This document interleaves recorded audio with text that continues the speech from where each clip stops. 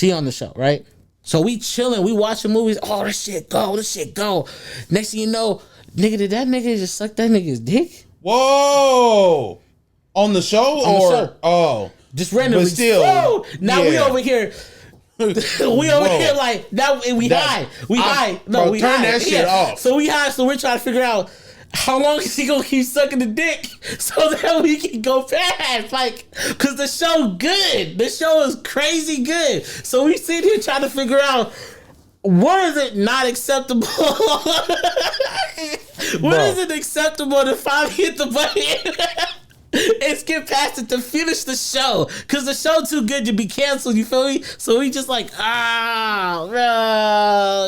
nigga, 5 seconds. Oh shit. This isn't your typical podcast, my nigga. I don't hold my tongue for shit, and neither do the men around me. If you're looking for something a little bit more vanilla, I highly advise you to turn this motherfucker off, cause we about to talk that shit.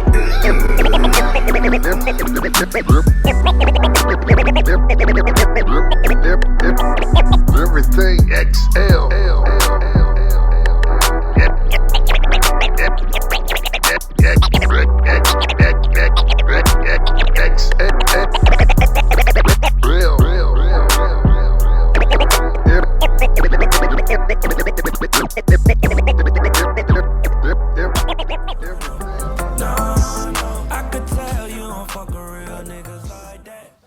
But yeah, man, this isn't your typical podcast.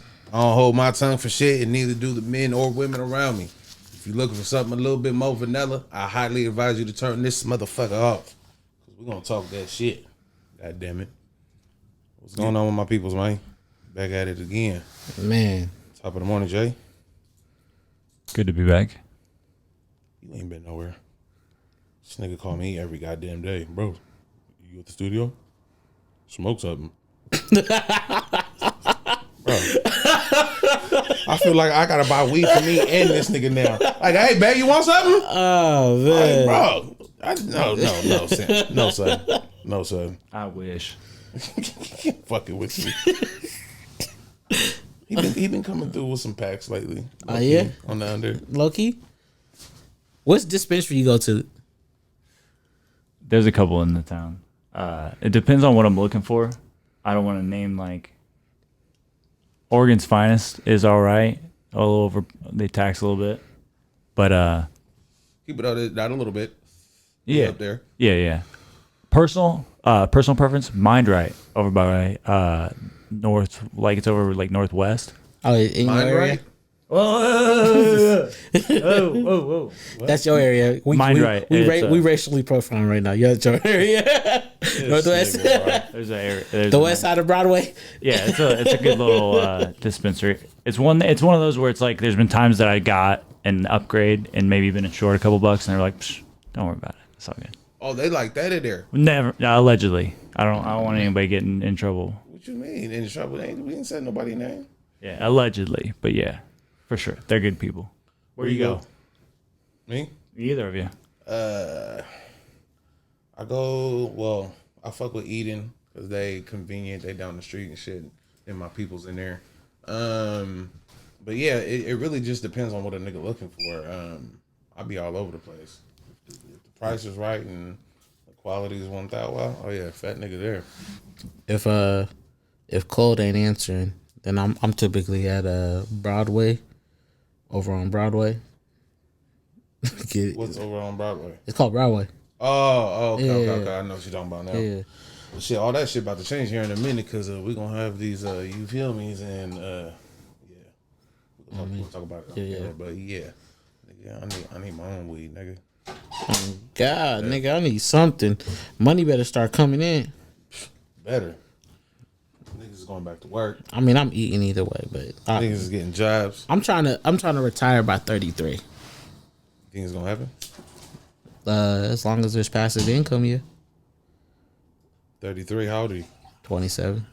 So you trying to say you're gonna retire in the next possibly like 5, 6, 7 years? I'm trying to make 300,000 by March. For the people watching and the people listening, if you knew and don't understand who the fuck this nigga is that's being so ignorant this goddamn morning, we're talking to 94 Prince. DJ, run that shit back. Zzz. I mean, I make about 120 right now on the real job, and then I bring in about 9 on the music shit, and then I bring in about 20 on the DJ shit right now.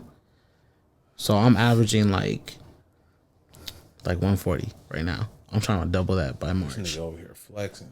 Bro, it's a whole pandemic outside and he want to talk about his finances. And then my finances be, man, I hate taxes though.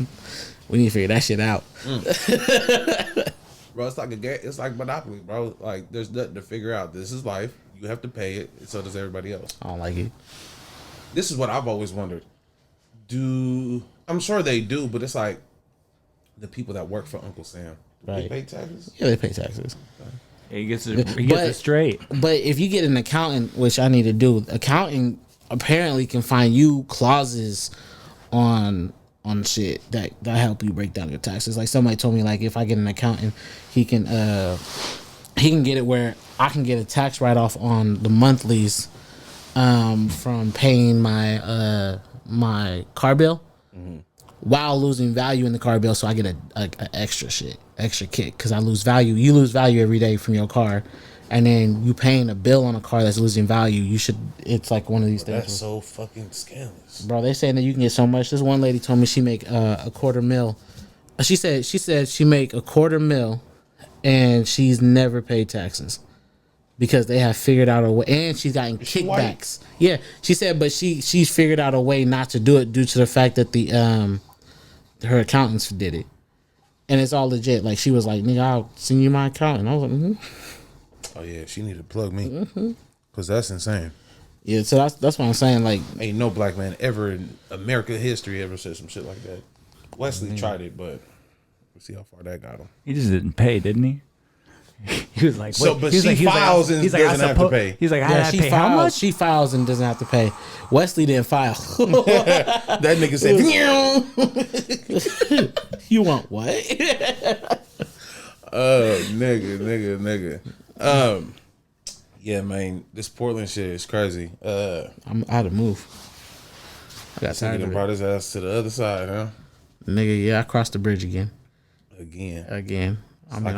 It's a rotating. Yeah, it really is. Every time Portland pisses me off, I'm back across the river. So would you say you got a toxic relationship with Portland? Yeah, because I love it, but I hate it. That's what it is. Yeah, play it like 4 or 5 episodes ago. He's like, man, I love my new spot. I love my spot. I loved it. Downtown was a nightlife. We was on the scooter knocking it back. We was going to restaurants every fucking day. Like, hey, you want to walk to the restaurant? Like, it was one of those conversations. Nigga, and then it was like, hey, they shooting outside. God damn it. Downtown?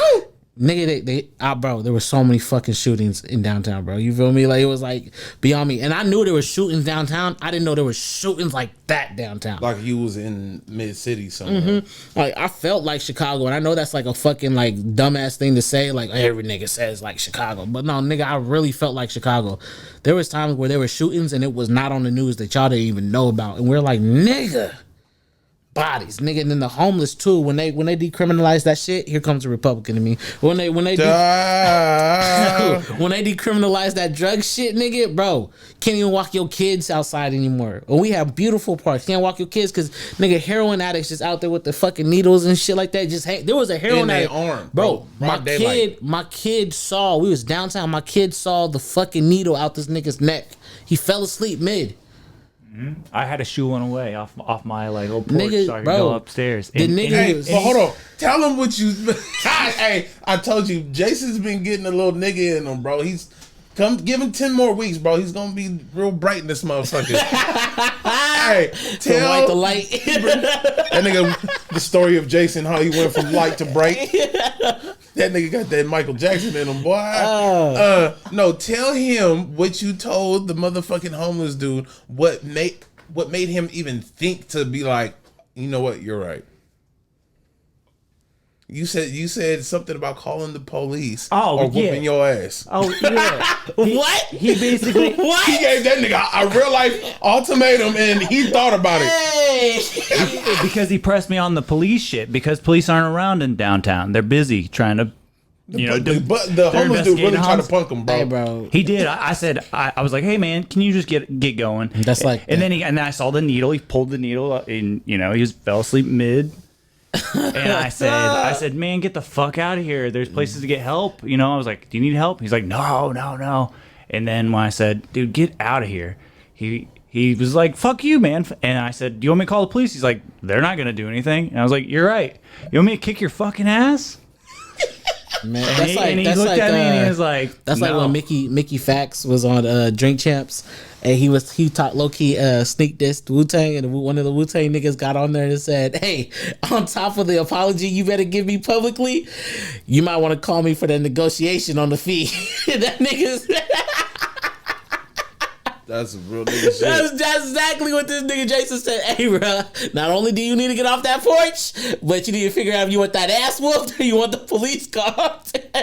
Either way, you don't get an option to just walk away from this one. Oh, no. And regardless, I'm getting the hose. And so if you ain't out of here, like, get the fuck off my shit. Like, that's the thing. Is like, you fucking up. This is where Jason becomes Republican too. They're you brazen. fucking up my fucking property value, nigga. They're brazen. It was one thing when it was like, damn. if you needed help, that's okay. I want to help anybody that needs some help. And Hey, is bro, they down don't their need luck. help, bro. They want to fuck with you. Hey, And bro, now- they don't need help, nigga. I was in the apartments.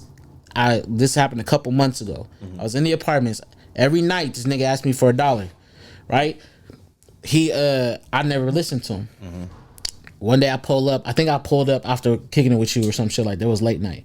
But I pulled up off a late night. Wasn't working. And dude said, hey, heads up. They knocking windows.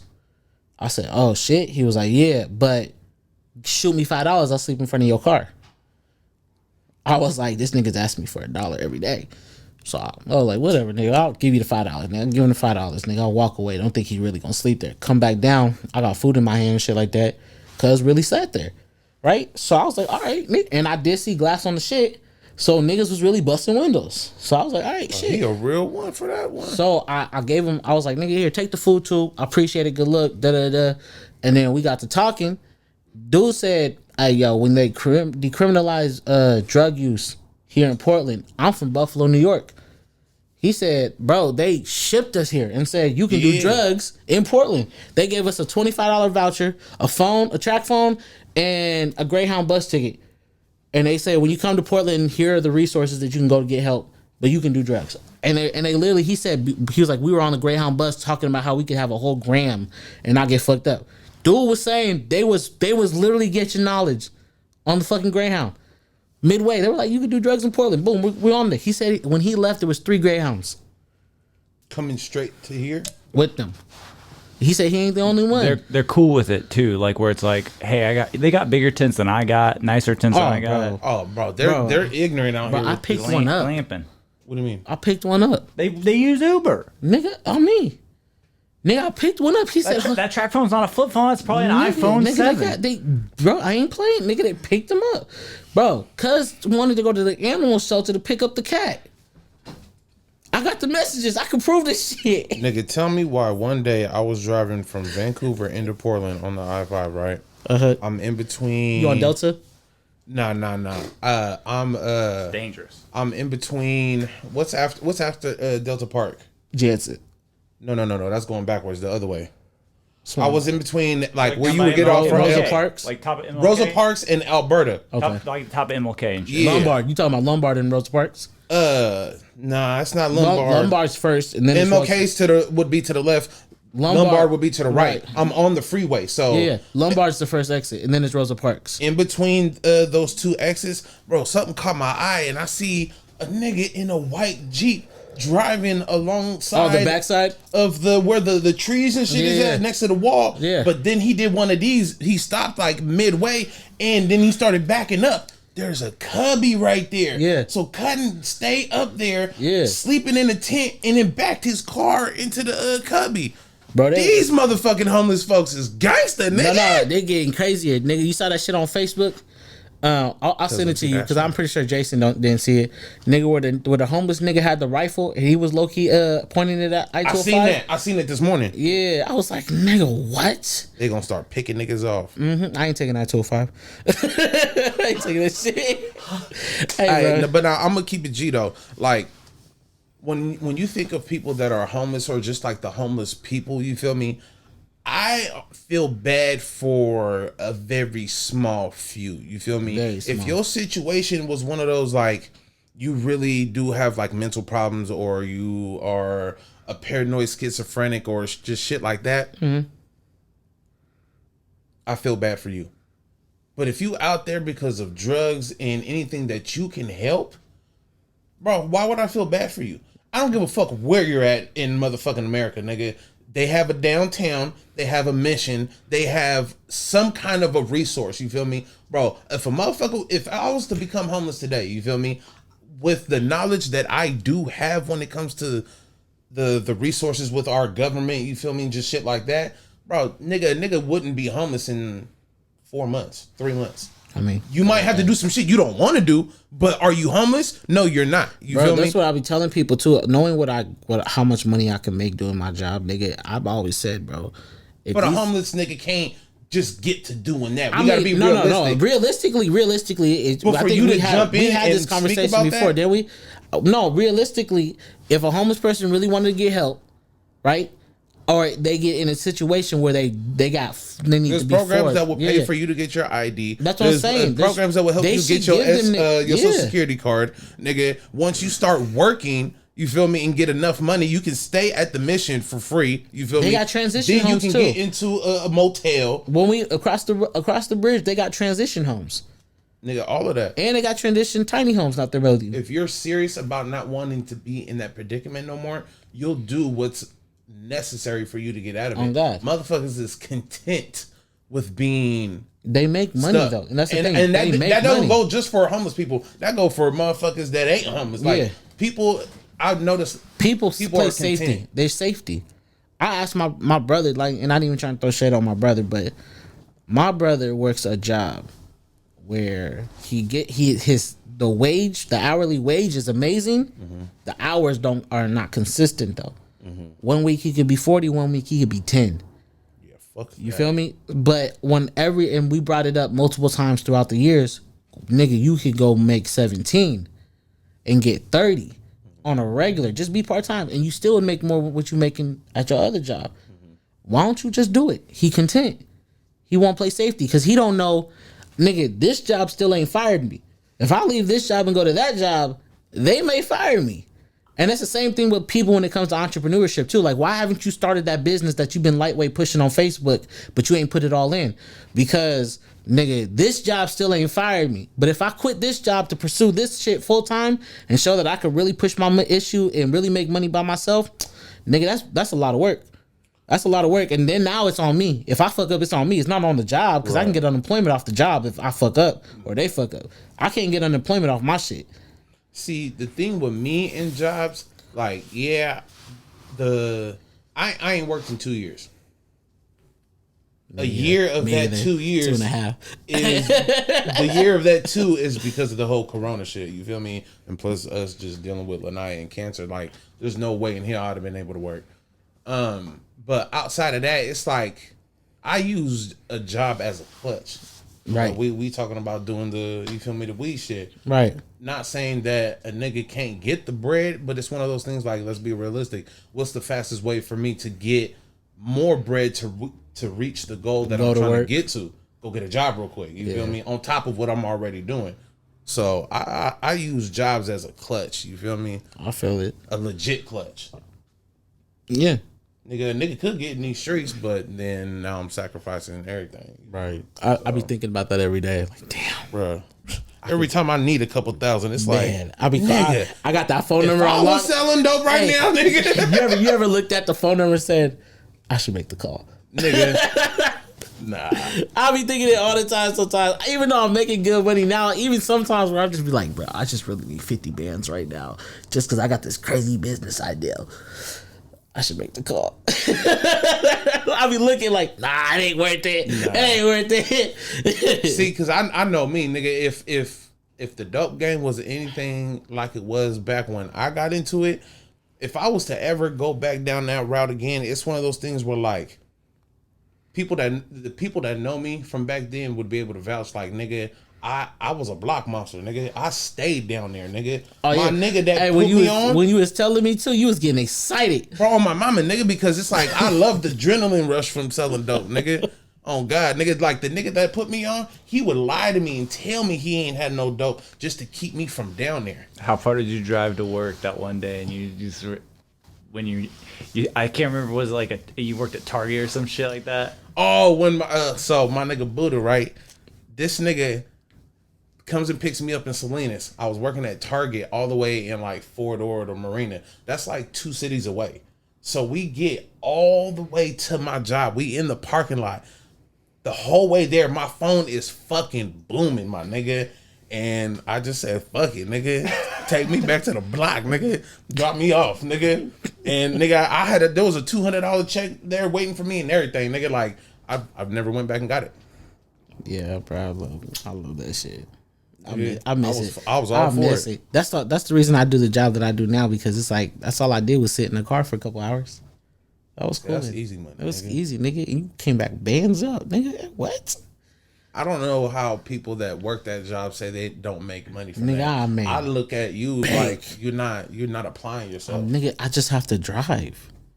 Nigga, that's all it was. It's not even just driving. It's like, I mean, there was risks. There was hella risks. When you're doing something, you got to learn the ins and outs of what it is that you're doing. Right. So if you think that you're just gonna get in the car and just drive people and make hella money, it don't work like that. You got to learn the algorithm of how that job works. Right. When's the most people need rides? Oh yeah, yeah. You feel me? What areas crack? Yeah, but for before I switched over and before I started making legal bread, for me it was really like, what's the alternative routes to get across state?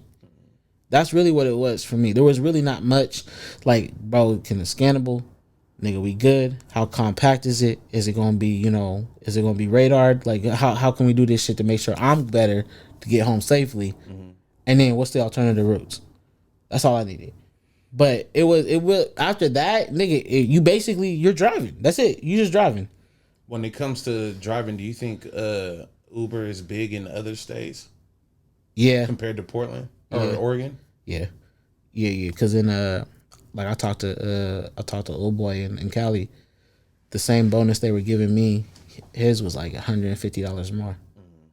So they were like $220 for me. This nigga was like $370. So I was like, yeah. Plus the fuck is so funny, nigga? They throwing me off, nigga. What the fuck is so funny? What? Nigga, no, because I'm waiting for this nigga to do his shit, because I get a band off of him. So he get the bonuses and shit like that too. This nigga Jason over here laughing, cracking up, looking at his phone, looking at me. He's fucking me up. I'm trying to take a goddamn picture, and it's tough every once in a while. Taking selfies. No, it's a picture of you, goddamn. I'm trying to post pictures for the podcast. I was about to say, bro, that sounded hella suspect. Hella suspect? Oh my God. All right. I quit. I swear to God, you ragging me like 14 or 15 more times. I ain't gonna lie. I had the most suspect ass week in one day, nigga. It was the most suspect. Okay, first, you looking at me wild. Yeah. Hey, bro, check this out, all right? So, me and the niggas, we chilling, right? Relaxing. And we like, damn, bro, we trying to watch something. So we were trying to watch something on HBO, right? Right. Nigga, we ended up watching Suicide Squad. Low key trash, but it was cool. The second one? Yeah. Bro, there ain't no low key about it. That shit was fucking garbage. Nigga, we finished it. We like, all right, what's there to watch, nigga? Time goes by. We try to figure out what to watch. And then, HBO got this situation called Black Voices, which is like a whole section of just black movies and shit, like in black TV shows. Nigga, this show called Lovecraft Country comes on, right? So we like, all right, this shit look low-key lit, woo type shit. Nigga, mind you, it's a group of niggas, no females. So we over here getting high, smoking, watching Lovecraft.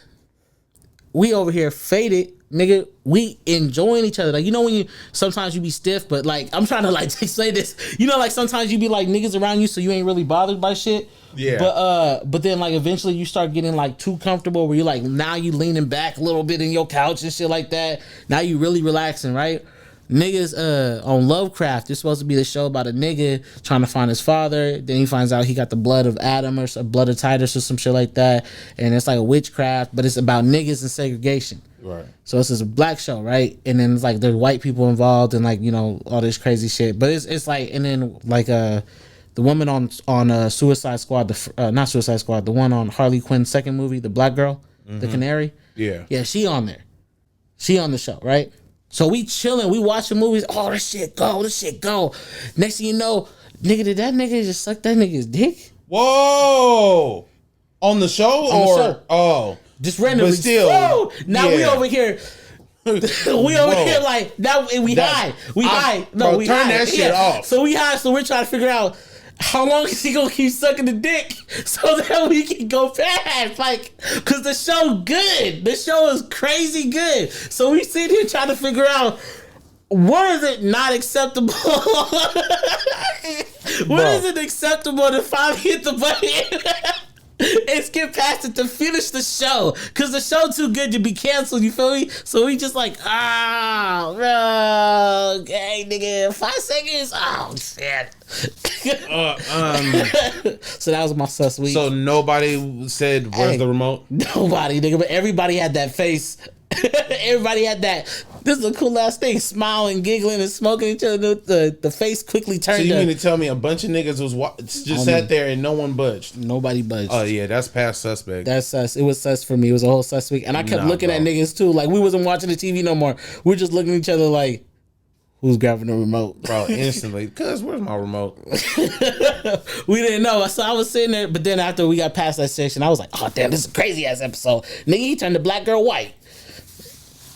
But yeah, it was pray for you, my nigga. I told you I had the most sus shit. That's fast. It was suspect as fuck, but I didn't know what to do, bro. The TV show was good.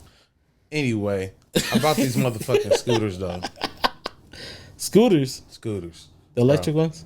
Nigga, I didn't spend $30 yesterday on scooters.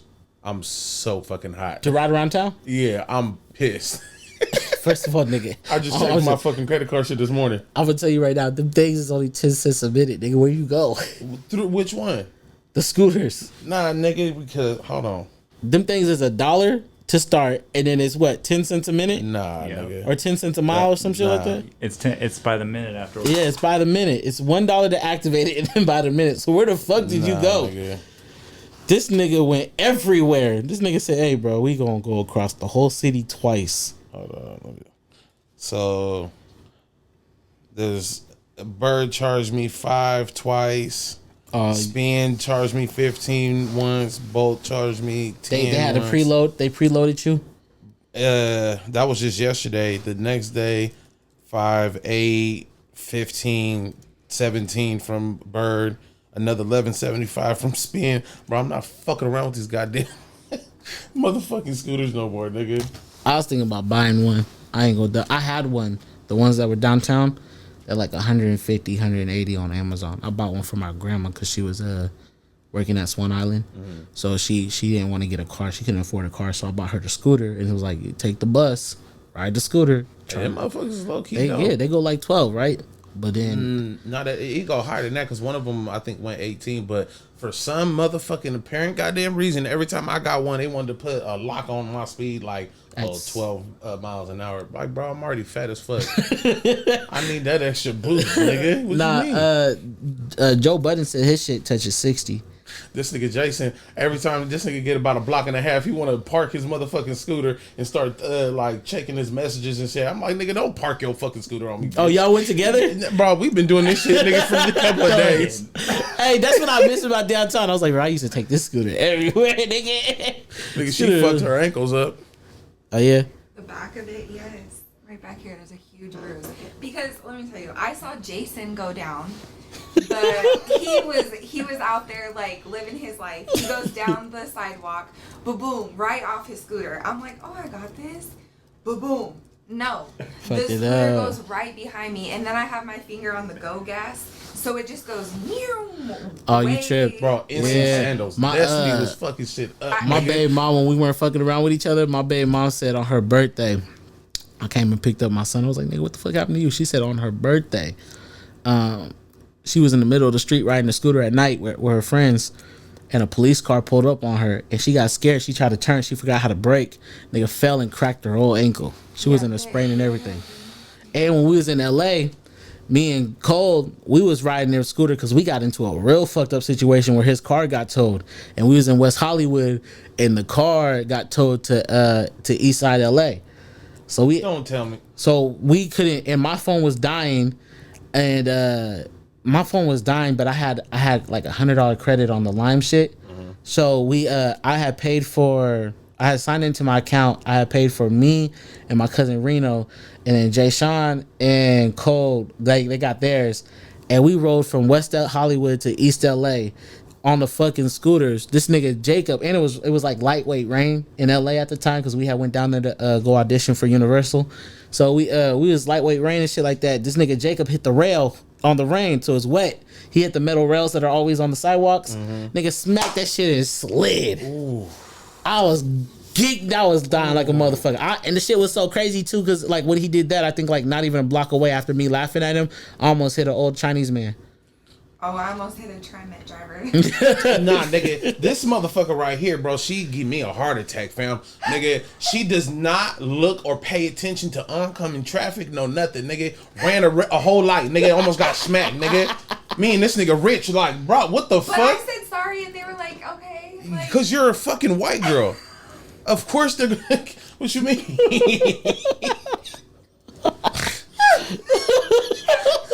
And now if you would have came across the nigga, it'd have been a different situation. Like, bitch, get out the street or something. But nah, nigga, yeah, bro, I can't do the scooter thing with her. Nah, I'm waiting for Portland to get it because they already have it here they already have it in Seattle and in LA. But it's the electric bikes, no paddle, nothing like the Nike Town. It's like the size of the scooter. It's like one of those mini bikes, but it goes like 20 an hour and it has a Bluetooth. So I was in Seattle. I was bumping blasts and shit like that, bro, downtown. One of those at a cool 35. Oh yeah, you nigga, I'll park my Impala right now. What car? I'll park that motherfucker. Can you come get me? No. This bitch goes 35 and it's just my fat ass. Oh shit. Hey, you call the cameras. Calling the insurance company. Hey, I need you to change my insurance to the 6-month storage fee. Nigga, we ain't driving this car for 6 months. It's summertime, bitch. You gonna see me, literally. Nigga. Is that Mac on that mini mic? Yep. Hey, but not fucking around with them scooters. Like, it's being in a car and driving around, you see shit that is meant for motherfuckers driving around. You feel me? Yeah. Once you get on them scooters, you really see some shit. Oh my man. God. Nigga, we went downtown and we seen these motherfucking homeless people fighting. First of all, pause. When it comes to, have you ever just pulled up somewhere or like it's usually like the liquor store or somewhere where there's like high traffic and you see two niggas fighting, it kind of feel normal. You feel me? But when you see two homeless people fighting, and I'm not picking on the homeless, so please check your comments, nigga. It be over the most weirdest shit. Why the fuck did we see two homeless people fighting, right? To her, it was the song, the intro to the whole situation.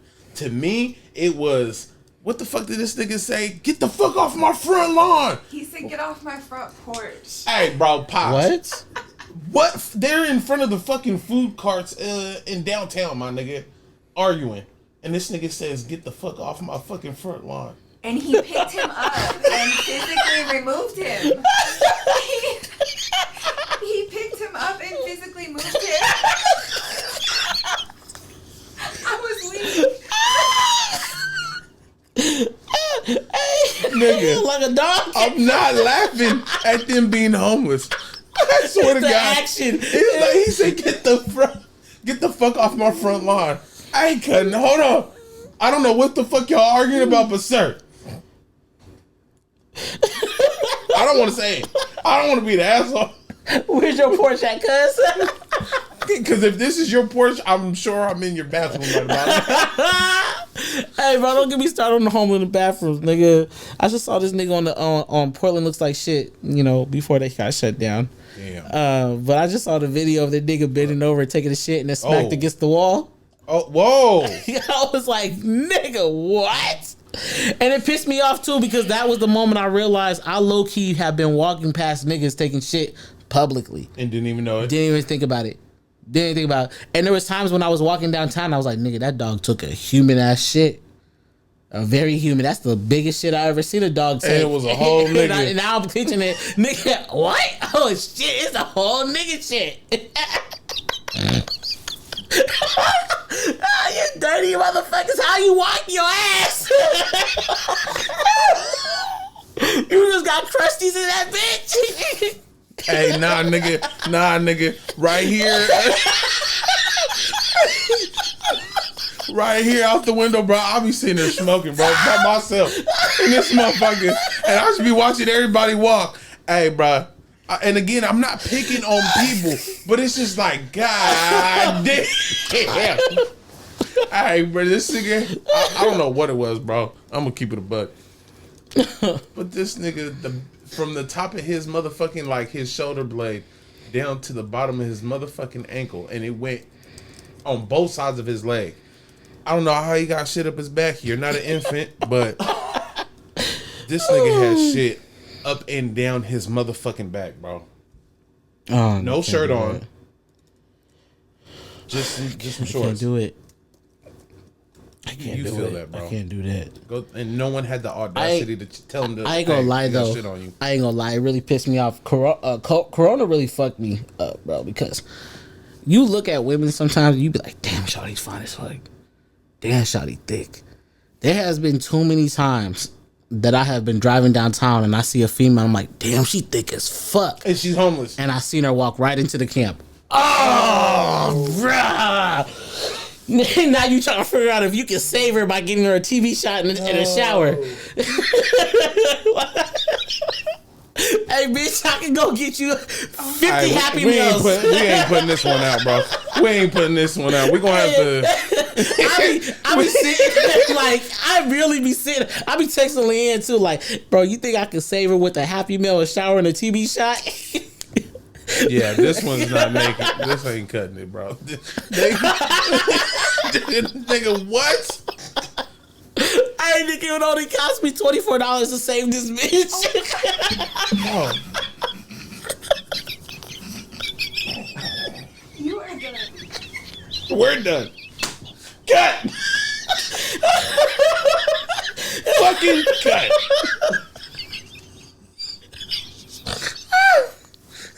Hey, who did that? Wasn't that Pretty Boy? Cut. Fucking cut. Hey, bro. No, there was Lance too, bro. Lance he can't go on the podcast with me. He said he never doing that again. Bro, Lance can't come on my podcast. Because I have said too much shit in front of Lance that has this nigga saying, bro, I can't be a part of this. That nigga, and that's coming from the most blackest ignorant nigga ever. His stand-up comedy versus nigga comedy, because that's what we're gonna call it. Yeah, two different. Yeah, two bro. different ones. He need to either mix that shit or go all the way nigga, because bruh, he is fucking ignorant. That nigga I got a video of this nigga clowning the dog shit out of a nigga, bro. He out of pocket. We posting that. Fuck that, nigga. Oh shout my god. Yeah, shout out to Lance. That nigga said it was gonna cost him an eighth to save a bitch. I'm serious too, because all they really want is food, a shower, and probably some drugs. Bitch, I can't give you heroin, but I can give you weed. Like that's pretty much it. But it's crazy too, because like you see him and you just be like, bro, she broke. But reality is these niggas is making hundreds a day. Bro, it goes back to the whole content thing. Yeah. There's motherfuckers that you would think that are homeless. I wouldn't even call.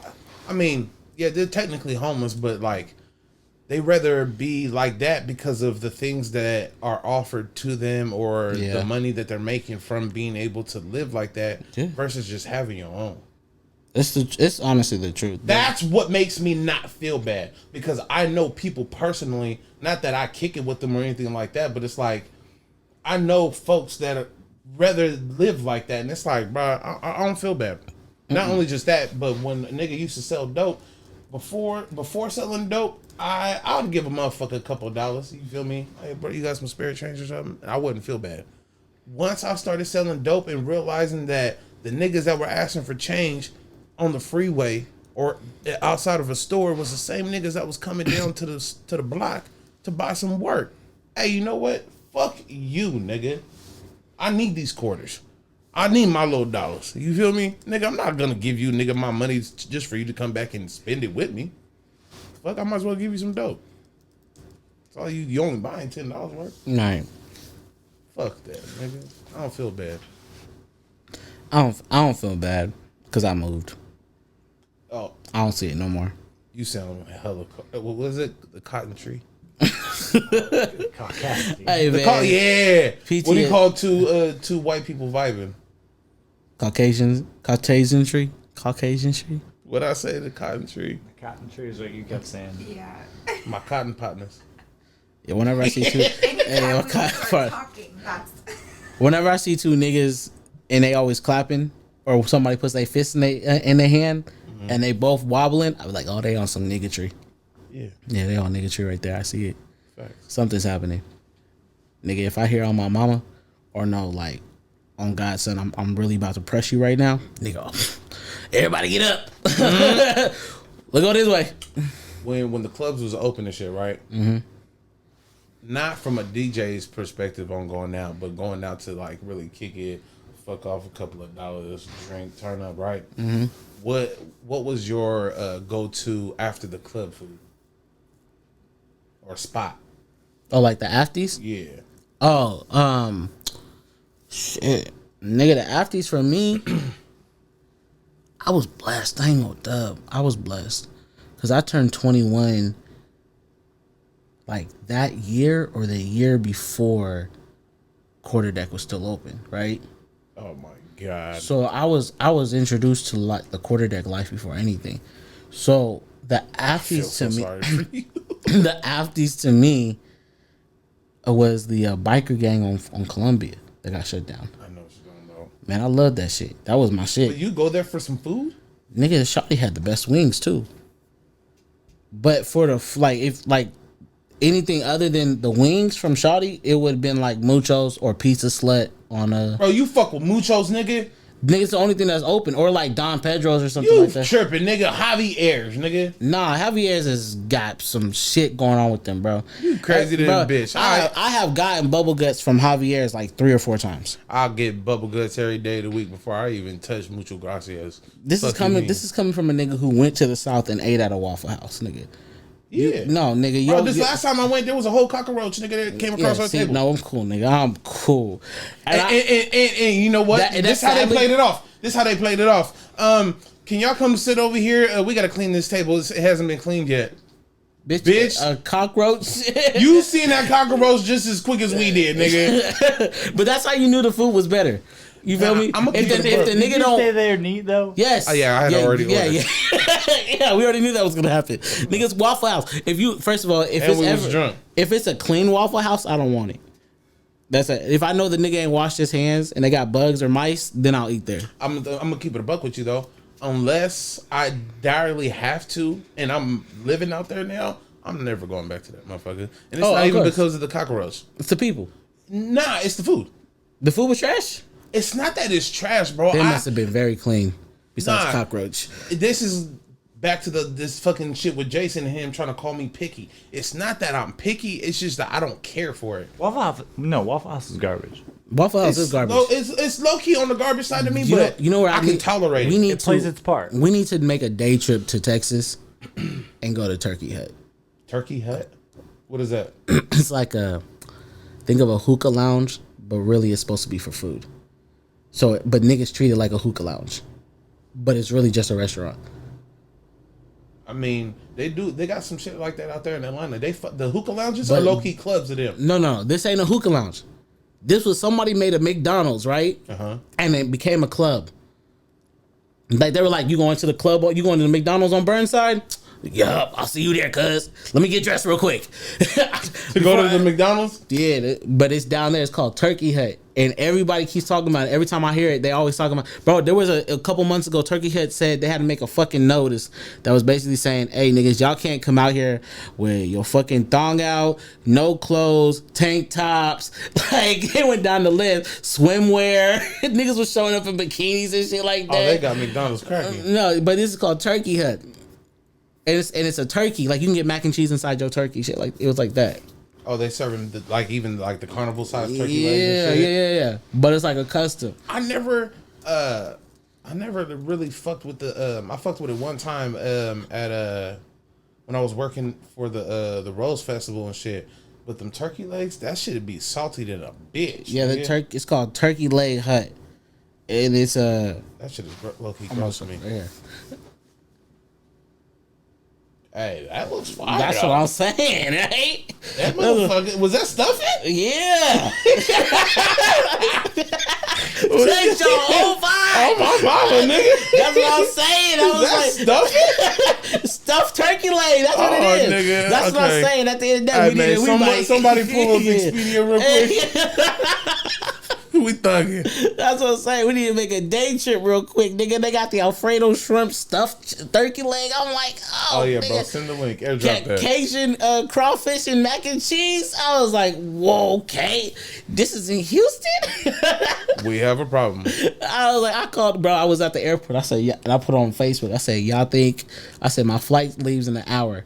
Or like an hour and a half. Y'all think I can make it to Turkey Leg Hut? And then Kenny Mac got on there and said, nah. Speaking of Houston, man, did y'all see the shit about the hurricane? Nah. In New Orleans, bro, there's a hurricane going on right now. It's level 5, and this is the anniversary of Hurricane Katrina. And it's as big as Hurricane Katrina. Jesus Christ. Everyone's shaking right now. I was not everyone. There's some people saying that they ain't leaving. I was talking to my girl, and she had seen this thing on Facebook. I don't know if it's factual or not. So I don't really put that much belief into it. But it said we were supposed to have like 7 years or 17 years of global warming until we're finished or some shit like that. 70 years of global warming before we're finished. It said, nah, nigga, we got 7 months until we lose Antarctica. I was like, damn, if that's true. You think so? I mean, I believe in global warming, so yeah. So, but if that's really true and we lose... people that don't know what global warming is, explain it to them. We have, we create a chemical reaction to the world by having what we have. Specifically during the 1930s, 1920s, during the mechanics era of America, when we were producing so much and we were in the hiatus of automotive industry, the boat industry, as far as building warships. We were at the hiatus of it, meaning that we were building so much, but we didn't know anything about the emissions. We didn't know anything about carbon monoxide and everything that involves, and even more like the oil spills and how harmful. We didn't know how harmful a lot of these things were, and we didn't have a FDA, or is it FEMA FDA? It's FDA is one of them, but I know there's another one where they literally have protection on how much you can regulate. Like, okay, you can only have this much pollution coming out of your building. You gotta clean it up. Can we be emission free? You know, now they're pushing the emissions free situation, but we didn't have that till like, I want to say like the late 60s, late 50s. I think it was Nixon or not Carver. It was one of the presidents that, but I think it was either before Nixon or after Nixon. And I know John F. Kennedy. Was it Hoover? Who was? Damn, he was a racist ass nigga too. He was the vice president for. Don't look at me and say he was from. No, he wasn't. No, my fault. Actually, my fault. He wasn't racist. I've seen that. He wasn't racist. He actually was a non-racist, and he was a senator in Texas, and he was JFK's vice president. And then he became president after JFK got shot. That'd be like LBJ, Lyndon Johnson. Was it Lyndon Johnson? That would have been who would have taken Lyndon Johnson. John Lyndon F. Johnson Kennedy's was spot. one of the people who actually started this. He also is one of the Lyndon Johnson's also the president who started the I think don't quote me on that because I think you're right. I really do think you're right because he was one of the only presidents who was not racist. He actually like he came from poverty. He was like a Boy Scout type situation. He gave like free food, free money, free clothing to like a lot of programs in Why Texas. hasn't he ever really talked about? Because he was right after JFK and he really didn't have a presence that JFK had. Let's be honest. And then he created, plus on top of that, he created this thing. He created not Social Security benefits, and he created this thing where it was like a get back program. Like, we're going through a recession, we're trying to get businesses back. So how about we do this thing where now we're learning about trades and shit like that, high school trades. Like, you go take people. What's that thing that they take you from the fucking school and they're like, hey, come out here and work for 6 months, learn a trade, and we'll Job Corps? Job Corps. He created Job Corps. And he created this thing called community assistance, where the community would figure out what the fuck's going on in their community to fix themselves and shit like that. And there's an actual legit name What for it. happened to that program? It still exists. Social Security, unemployment, all that shit still exists. Nah, I'm talking about. Like, That program individually, it was supposed to. He wanted it where the government had control of it, and the people who were a part of it wanted it where the community could have a hold of it. I think the community. And the community fucked up. The community fucked up because it wasn't individuals who knew what the fuck they were doing. It was like the mom and pops who got voted in, who are now in charge of the finances of the community getting assistance, like Boys and Girls Club and shit like that. Right. So it was that instead of the government saying, let's allocate this the way it is. But back to what I was saying, the emission shit and shit like that, it wasn't a conversation they were having. And so they knew that smog existed. Like London had smog times, LA had smog times where you couldn't even turn on your car. You had to turn everything off. The business had to go down to 20%. The fucking Thanksgiving Day parade that Nina Simone performed at, that same day, because of a smog situation, because of pollution situation, they actually had one of the worst devastating fires, I think it was, or in New York. And it was like one of those situations where John F. Kennedy even had to talk about it. So it was one of the crazy situations. But because of that, we created this chemical reaction to the world where the world can't clean the air fast enough. And because of that, and because of what's going on, we also created this cloud, kind of like an invisible cloud, where it's so dense that the cleansing of everything is taking a long time. And because we've already polluted the air to a point where now it's getting hotter, now we're not having regular natural regulations like this is fall, this is winter, this is summer, this is, you know what I'm saying, and spring. And so we're not having that where we should be having it. We're not having it as strong as we should be having it because the pollution's taken over so much that now it's causing a heat wave. You feel me? And now we're polluting, and now we're not doing and we're chopping down all the trees, which creates carbon dioxide to fight the oxygen, you know what I'm saying? So we're creating all this stuff. And because of that, the world is warming up. And when the world warms up, we're losing the natural resources. Like we're having famine, and we're having natural disasters where the part of like the tsunamis and shit like that are in the ruptures and like hurricanes is all coming from, some of it's natural, but most of it is because of us. And So when you say because of us, like how do us create we do a it fucking tornado? The chemical reactions that are coming out. First of all, what is a tornado? What makes a tornado? Tornado is a gust of wind that's created by a thunderstorm. I think it's like a thunderstorm or something like that. So how do we have anything to do with that? We're not. No, so we're fucking up the airway. We're fucking up the pollution. I'm not saying we're in charge of the tornado. I'm saying we're fucking up how shit is supposed to naturally go by our mass productions of technology, of living necessities and shit like that. You feel me? So we're fucking it up, basically. What's your intake on that, Jay?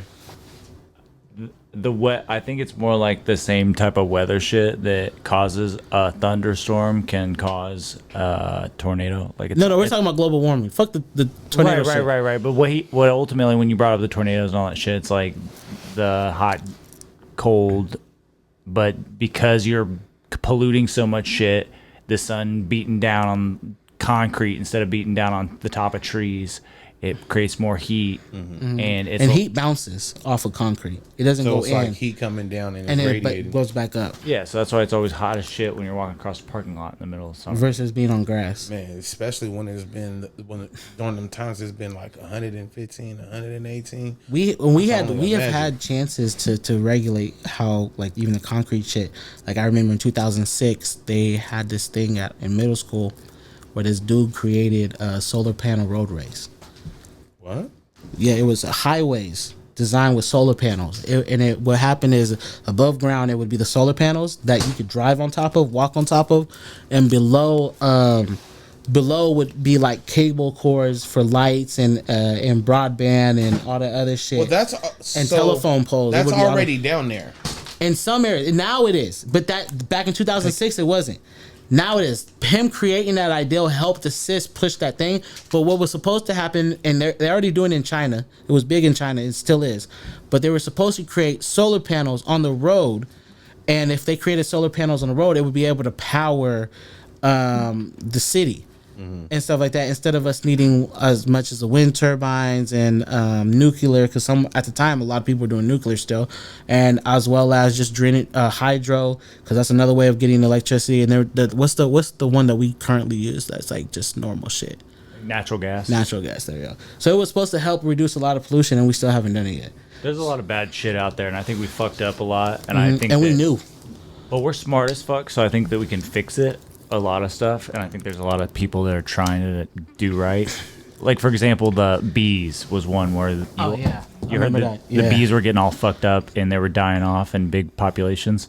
And nowadays I just see a bunch of beekeepers, like, it's become a thing, right? Like almost like bespoke type shit where they're just like having their own little hives in their own backyards. I was listening to a podcast, and this guy he created the Worldwide Seed Foundation because so many diseases, natural disasters, and political warfare was causing people to lose all the seeds in their country, which was extincting like rice and shit like that. Like there's like many different types of rice for each one. So he wanted to be able to hold on to it. He created this world. It's like the vault, the Worldwide Seed Vault is in Iceland or Greenland or something like that.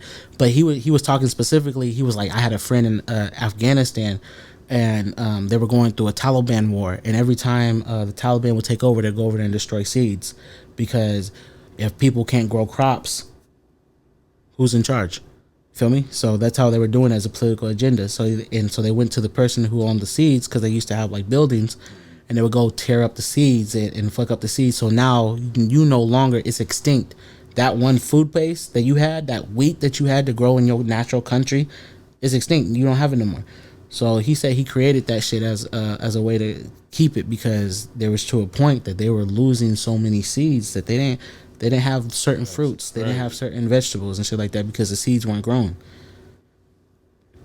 Especially there for Afghanistan, where it's quinoa and fucking rice and wheat and shit like that. You don't got that shit no more, nigga. You out. Now your exporter is your main consumer. You're now the biggest consumer because you need exporters. Right. That shit would never happen here. Well, I mean, it has happened here to the point. There was a time where you couldn't get shit out of in America. Remember that?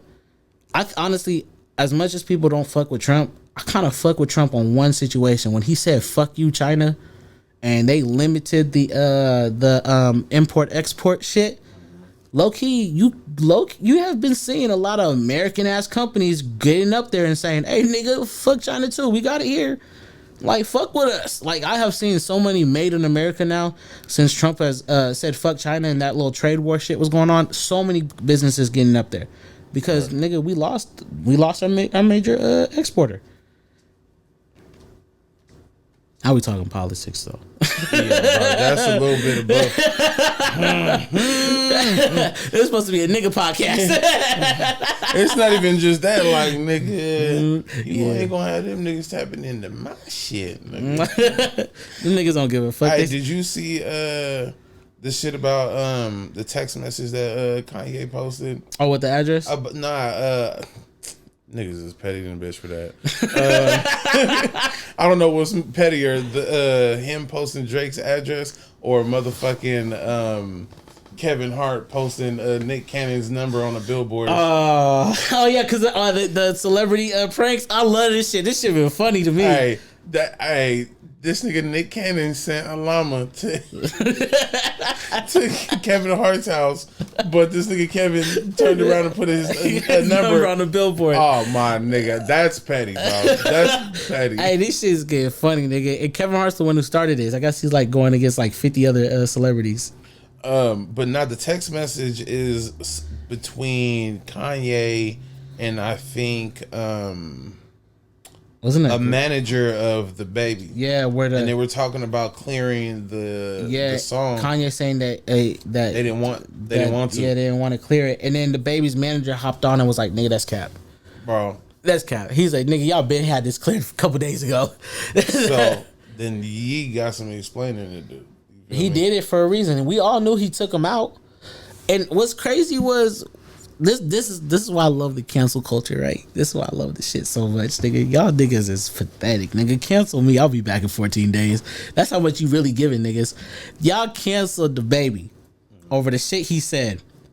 And then when you see the Donda and you heard the baby's version on the album, bring him back.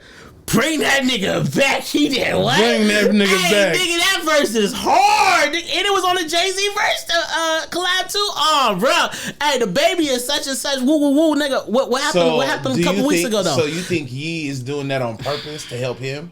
No. Or is it to help Kanye? Kanye. But it creates conversations like this because you have a point. It was fuck the baby. But now it's, we like the baby verse on that, bring it back. I think niggas, you really gonna see the true colors of niggas. I think that's really what it is. I don't think it's a Kanye thing. I think it's a nigga situation. We are fans of the artists for their music. So we're really fans of the music. We're not fans of the artists. Mm-hmm. That's why so many niggas was, you probably gonna get mad. So many niggas was like, nigga, I love Michael Jackson. He's the best motherfucking person in the world. And you be like, did y'all not forget about the kids? Like, not saying he did it, but you remember there were allegations. You feel me? And it's the same thing with me. I'm very, very hypocritical. I mean, when it comes to R. Kelly, nigga, I am not fucking deleting any of this nigga's music. Hell no. But if I ever see that nigga in public, nigga, I know not to bring my daughter around that nigga. You feel me? Nigga, I don't want That's that just a dumbass nigga next to my daughter, nigga. I ain't want no fucking ideals. Nigga, you 30-something years old, can't read. Nigga, of course you're gonna be next to kids. Nigga, you stupid. You feel me? So, yeah, nigga, but I'm still bumping 12 play. Oh, facts. Nigga, I'm still, nigga, Ron Isley, nigga, Mr. Biggs, I'm not, thank you. Jeep, somebody, come on, bro. I'm not deleting these half the shit. Seems like you're ready. Hey, when he made the monkey sounds in Zoo, turn that bitch up. Nigga, you did the monkey sounds. I'm not even gonna lie. As big as a cut as it was, I really didn't fuck with Ignition like that. Yeah. It was too popcornish. Cheesy. It's like I Believe I Could Fly. When even the churches were singing that shit. Oh yeah, my daughter loves World's Greatest. See, nigga, Radio Message is one of my favorite songs, nigga. If I fucked up and I'm trying to be cheesy, I'll go ahead and play that Radio Message. The one for Space Jam. I Think I Could Fly. Yeah, I think that is his most positive song ever. Yeah, nah. What was the one you just said? World's Greatest. World's Greatest is one of the positive ones. Yeah. Prince is so petty, he just plays music when he's in trouble. He don't even apologize. He just plays some songs. The fuck I gotta apologize for? Nigga, what? You don't be apologizing? No, I understand what you're saying though. Hey, I'm gonna start using that. You ain't gonna apologize? No, but I understand you. Yeah, I ain't gotta admit that you're right, but at least I understand where you're coming from today. You feel me? Yeah. That's a toxic nigga for you. Hey, bro, I'm telling you, I'm probably one of the worst people to be in a relationship with. I'm gonna keep it a buck. I'm all about myself. I work long hours. What is one of the toxic traits of a man that all men show or have? We fuck the next bitch without a timeline. Think about it. You got broken up with, I'll go to the club and pick up a bitch. You want to cheat on her?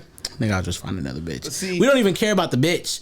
We don't like keep it about like we care to a certain standard, but the bitch could be nigga. Everybody in the whole gang fuck the bitch. Man, I'm gonna go cheat on my bitch and I'm gonna fuck her. It's men- easy access. I feel like, and I don't want to speak for men. I'll speak for me. If and when a nigga participates in that kind of fuckery, you feel me? It's like there's no emotional connection there. Sex is emotionless. Sex is just sex. Yeah, sex is always sex. Anybody who says they made love, shut the fuck up. Shut the fuck up. Even to the motherfucker that you love. You don't make love, nigga. You had sex, nigga. Just because you got emotional at the end after your climax does not make it love, nigga. Well, shut the fuck up. Why? My nigga. Sex is sex, nigga. What the fuck is wrong with you? I could sit here and tell you, nigga, that if y'all really wanted to, y'all could say I cheat a lot. I cheated a lot. Now I'm a polygamist, nigga. I'm open about my shit. But y'all could say like All that nigga was just cross the fence. nigga. But nah. It's cheating over here? Nigga, it ain't cheating. No, because the thing is with like I'm not really trying to do the polygamy preach, but like the thing with polygamy is now I'm open about it.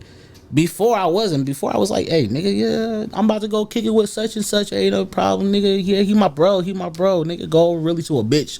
Fuck the bitch. Hey, bitch, shut up when my girl call you. You feel me? Like, wait, hold on, she on the speakerphone. Let me. Wait. Now we all live together. Yeah, right.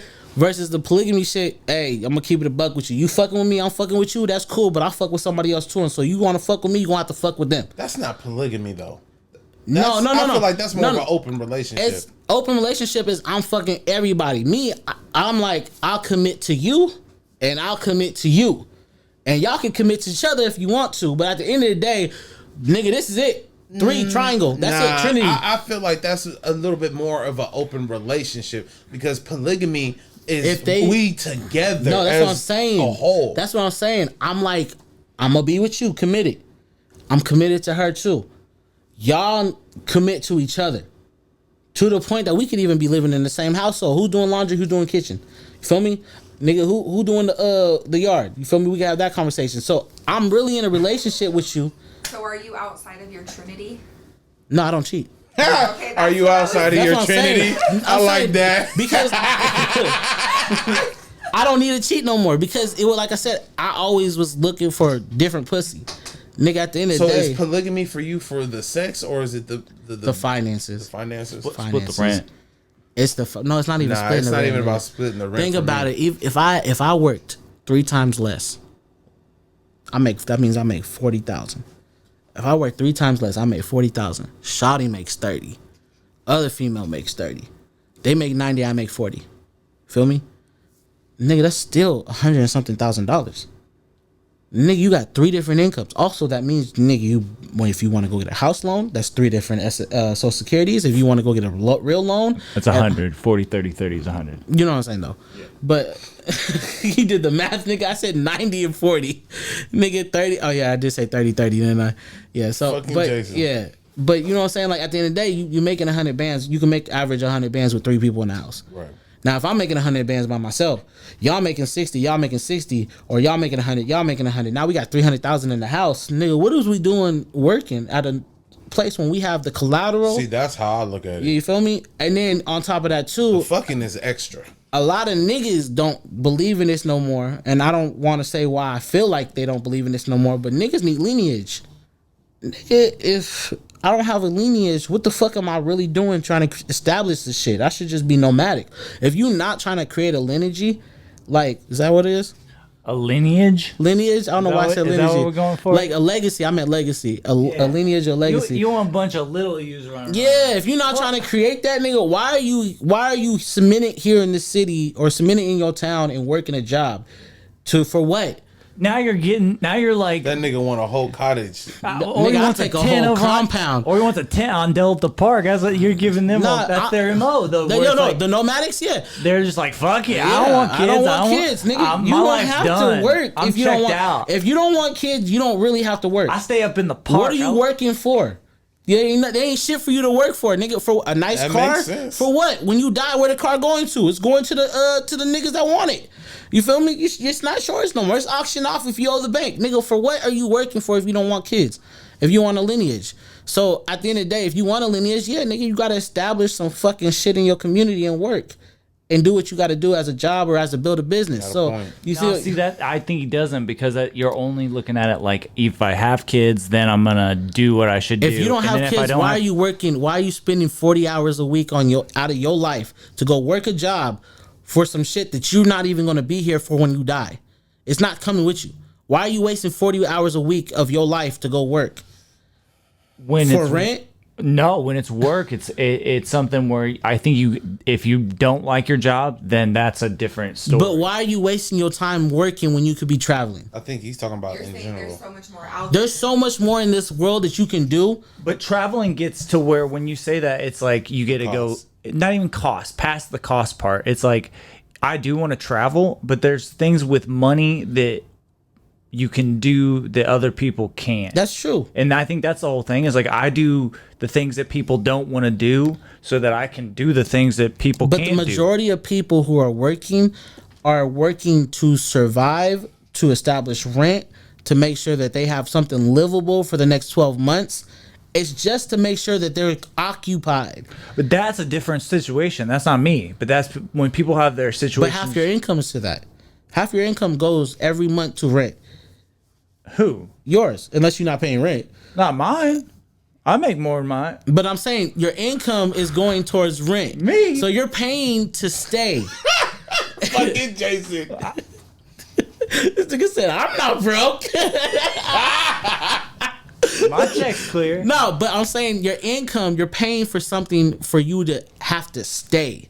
If there's no reason for you to stay, why are If you you don't here? have kids, why work a job when you can do whatever Whatever you want? Because I You don't have bills if you don't have a kid. right. I wanna build up a snowball per se of like money and resource and assets, and then be able to like make a play with that. But for what? That's what I'm saying. For what? Who you gonna give it to? When Yeah, when you die, who you giving it to? What do you mean? I mean, everybody else is still here. It's like you plant a tree. I don't plant. So you're doing it. You're working if you for didn't your have kids community. for the rest then. of your life, and you had $1 million, who are you gonna make sure that $1 million goes to? You giving it to you ain't got no kids. What, you doing it for your community? When I die, the community can have it. Well, the play would be not to just have $1 million unless my lifestyle. But if you die, if you tripled the milli, if you made 100 million, you made it off of your milli, nigga, what are you doing when you die? Where's that going to? it's gonna be if it was that much money, it's gonna be there's gonna be a building with my name. So you want a legacy. And some people are gonna run a company off my shit. You know what I mean? So you're like, there could be a point where if it's that big, it would be something where it's So like you you'd want have a to worry about legacy corruption after I was gone. Like somebody, like So you just want to be remembered. You just want to be period. remembered. you would be. That's kind of the whole. But that's what you're MO. saying. You're working to be remembered. It's like the parks downtown where it's like you might not even know who. The waterfront is called Tom McCall Waterfront. Like that's somebody who fucking lived. Yeah, in but we're Portland saying and for you, are you that'll be saying me. I'll just be you're a saying park or something. You're wanting to work for your community. You're wanting to work so you're remembered in your community. That's what you're saying. I think it's one of those things where it's like I work for the money because money is the game right now in our system. You know For what I mean? people to live off of. For no for like it's not just to live off of. You keep looking at money like that. I look at money. Money buys you the thing that you change money for. Because that's the thing is you get all this money. Yes, it's and trade. Right, but it's not just holding the money. Because if you have the money, then you spend it on the stuff that you want, traveling, the food, the accessories, the toys, the new shit. But what I'm saying is you could do the money and still be nomadic. You could be like, oh, I'm gonna stay in Portland for 3 months, but my goal is to get to Italy. Once I get to Italy, I'm gonna stay there for 3 months, work. Then I'm gonna go someplace else. You get to travel the world. You can work across the country. Oh, you can yeah. work across the world. You can get a job. Rolling you feel Stone, me? pretty much. Yeah, you feel me. So what's keeping you? If COVID? you're not trying, no. I mean- even before COVID though. But what was keeping you even before COVID to say I'm gonna stay at this job for 2 years and I don't got kids? I don't have a financial situation that's causing me to say I can't leave, my nigga. So what brought you from Indy to Portland? It made and you then from stay. And what Oh. is keeping you in Portland and not going to Texas Or going somewhere to else? Florida, or going across the country or going to a different country. I got you. Okay, so right now, I'm at the point where I'm making the next play because this was a big idea whenever it was. You know what I mean? Like you kind of forget when What was the idea? the dream was to move to Portland at one point, and so You literally looked at the map and was like, "Nigga, I gotta go to Portland." Yeah, in all in all, yeah, it was because it was either going to be that or Colorado. Folks is brave.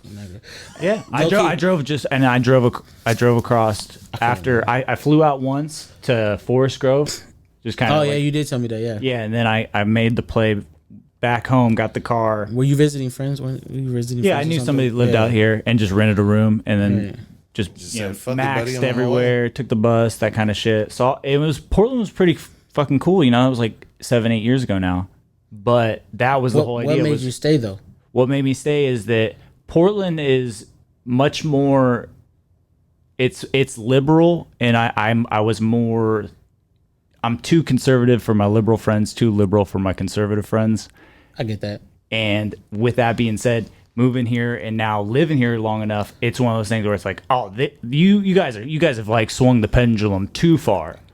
You know what I mean? But what made you say, nigga, I'm gonna stay in Portland. I'm not gonna go see if New York's different, or I'm not gonna go see if Florida's different. At that time, legal weed. Oh, okay. Yeah, you went there. I was waiting. I was waiting because I was like, bro, that makes sense now. me and you had this conversation. Yeah. You're here for the fucking free weed, bro. It wasn't the free. It wasn't the free. It was more about the like. It was. I knew people back home got arrested for like having joint roaches. They were like, it smells like weed in here. Empty your pockets.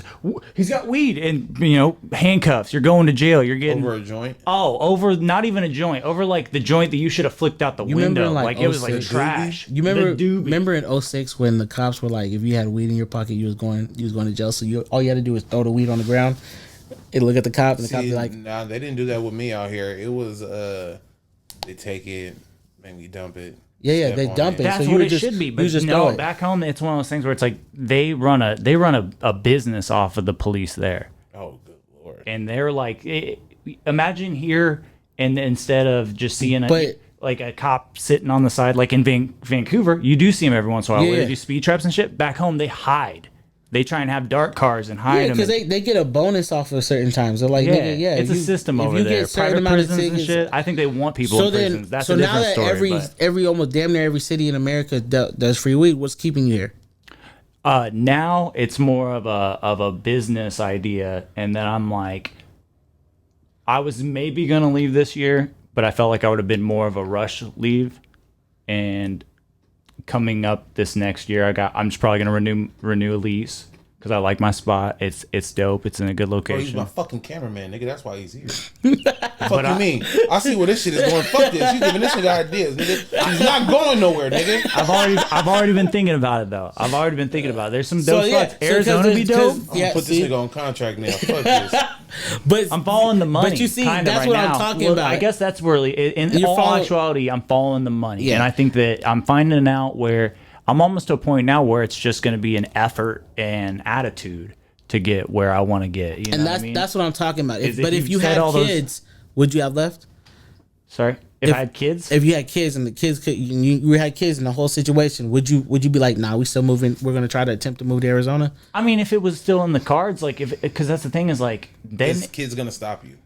no, it would maybe probably get me to move more because I don't have kids in Oregon, but I don't know how good the schools are in Oregon. To be frank, what if like you I had kids in I had a Oregon? somewhat okay education. But what if you got the whole situation? Now you got kids here in Oregon, like they're born here in Wait, Oregon. this nigga been on his player shit. He about to have a baby here. No, He wraps up. He's smart. shit. He got a good credit score. He ain't fucking this I up. should get a vasectomy at this point.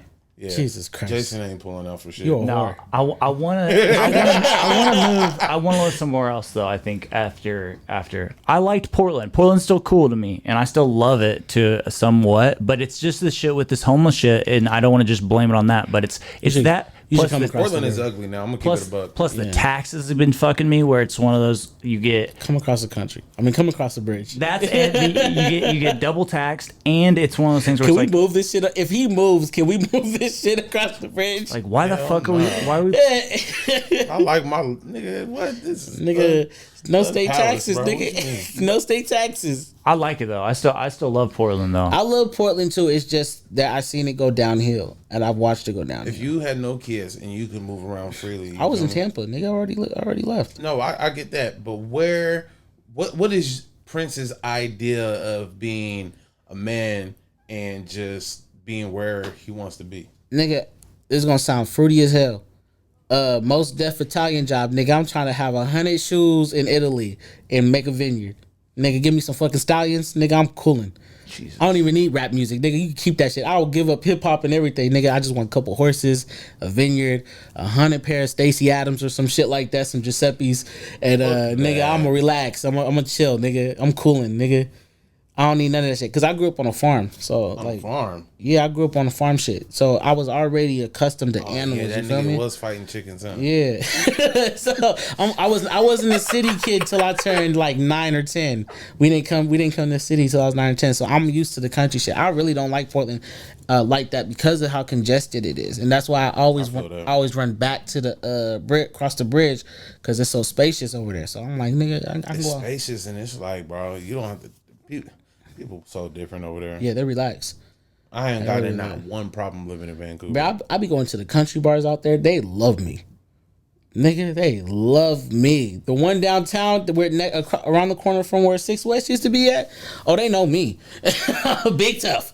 Brick House, nigga. I was fucking it up a couple weeks ago at Brick House. I was playing some Luke Adams and shit like that. What's the little country club spot right there on Andreessen in 4th Plane or some shit? It's like next door to a Pizza Saloon. Hut. Yeah, Silver Star? Yeah. I fuck around in there. Yeah. I fuck around in there. You know what I'm saying? Go in there and play some darts or some shit. You can find me at Charlie's now that I'm back. 112th. I'm getting me my picture.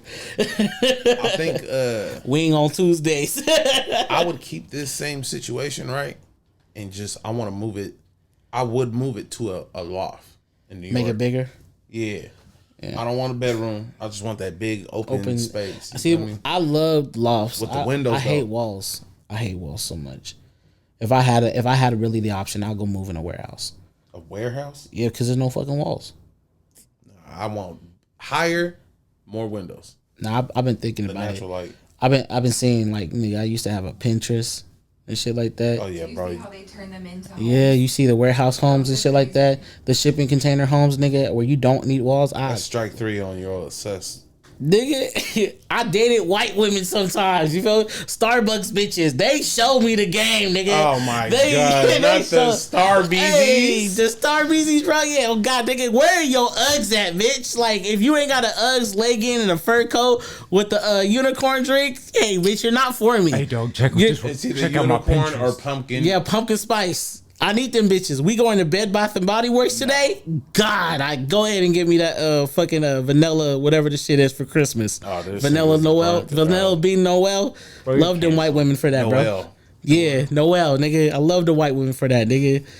What we doing for Christmas? We doing turducken? Oh shit! Oh my! You white people are so strange. A turducken, turkey duck.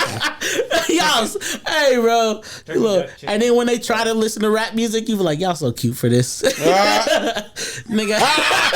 You out of pocket. I had this white girl rapping the she was reciting the words to E40. Hey bro, that nigga, I said, hey bitch, you tried. It's cute. You tried. Or you come across that one white bitch and that know it too well. Oh yeah, you be scared as fuck. No, not even that knowing E40. It be the Mozzie. She be knowing some of the wrong ones. Yeah. What you know about Blast? Yeah, nigga, nah. You feel me?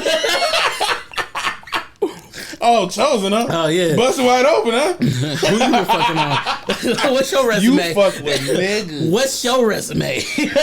I need to know if I'm the darkest one. This nigga stupid. I need to know the quality of your dick that you've been receiving. I need to know if I'm good enough. That's really how I take it, too. I was with a nurse, and she had, like, 2 kids, and she made hella pocket, and I was like, hey, bro, I'll fuck with you, bitch. Nigga, she I at the time, I think my car was in the shop. She whipped me to my sister's house on 4th Plane. Nigga, we got in the car. Next you know, Mozzie comes on. And it's not excuse me. It's not the pop Mozzie. It's the fucking brother. It's the June on the beat. It's the motherfucking fuck you CML type music. And I was like, I said, hey, bitch, you got a man? She was like, nah. I said, oh, this you? Hey, most uncomfortable ride. Because I sat there and had to realize, who the fuck am I fucking? Like, This nigga stupid. And now sometimes you gotta check yeah, yourself, you bro. do. You gotta realize, who am I messing with? Because when you start hearing the shit that come out their mouth, you be like, that wasn't what I pictured you doing. When it comes to, it's usually females, but men too. You feel me? Like, if a motherfucker really took the time to realize who it was that they was fucking with, you would know how to address The situation. or just situations that may occur within that some type of relationship that may be going on at the moment. You could address it up front. Bro, motherfuckers really don't be paying attention They or just understand who they it just is be they fucking. You just be fucking. They be fucking. Y'all niggas been together 10, 5, 8 years just fucking each other. And y'all wonder why. 5 years into it, you wondering why you cheated on this bitch 32 fucking times. Dummy. You got 4 domestic violence issues. Half the kids don't look like you. Y'all both know each other motherfucking social security numbers, but just been fucking. Yeah, nigga, y'all crazy as hell, nigga. Yeah, nigga, you could really save some time by asking, bitch, who are you? No, not Do you even know what my favorite color is? Not the 30-day process trial HBO. You really want to resubscribe you? I want to know after the trial, bitch. Who are you? Because I really need to know what I'm dealing with before I sign this yearly commitment. Oh god, I need to know what's going on. Because for me, before I got with my baby mom, it was every 3 months, bitch. You got a 3-month trial with me. 3 months and 3 strikes, whichever comes first. 3 months and 3 strikes. Yeah. If you hit the 3 strike mark, nigga, you would hear a good night. I would say your name. That's how I broke up with bitches. But like, good night, Ariel. Nigga, it would be like that. They'd be like, oh, good night. You have a great day. Blocked. You ain't even gotta show up. And then, but if it was a 3-month deal, I would sit down. We would have a conversation. How you doing? We good?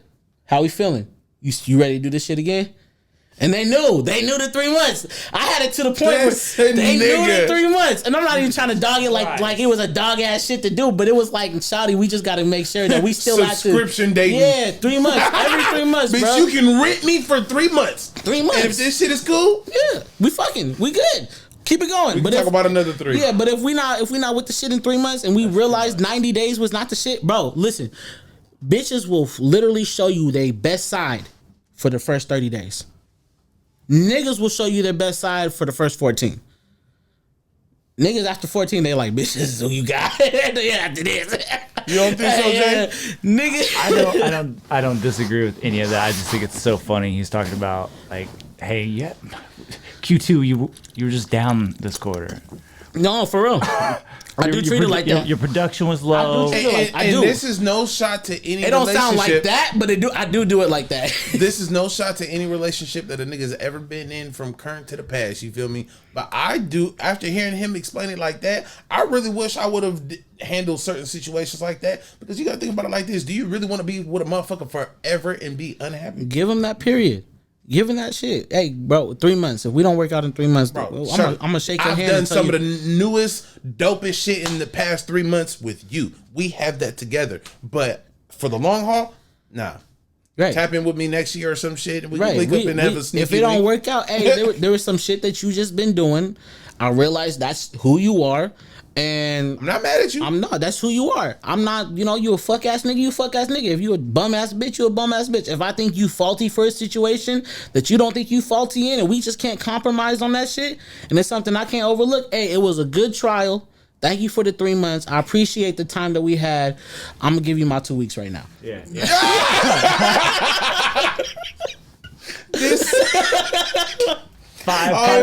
I'm dead ass serious. 4 stars. And the 4 reason, or 5 I stars. say 2 weeks is good. because if you fuck up and you move the bitch in, she got 2 weeks to get the fuck out. You feel me? Like, you gonna be nice about it. That's why I'm friends. This nigga is so fucking ignorant, bro. That's why I'm friends with all my exes though, because I treated them respectfully during the outro of our relationship. So, and that was just getting ready to be my question before you even said that, and I'm glad I didn't interrupt you.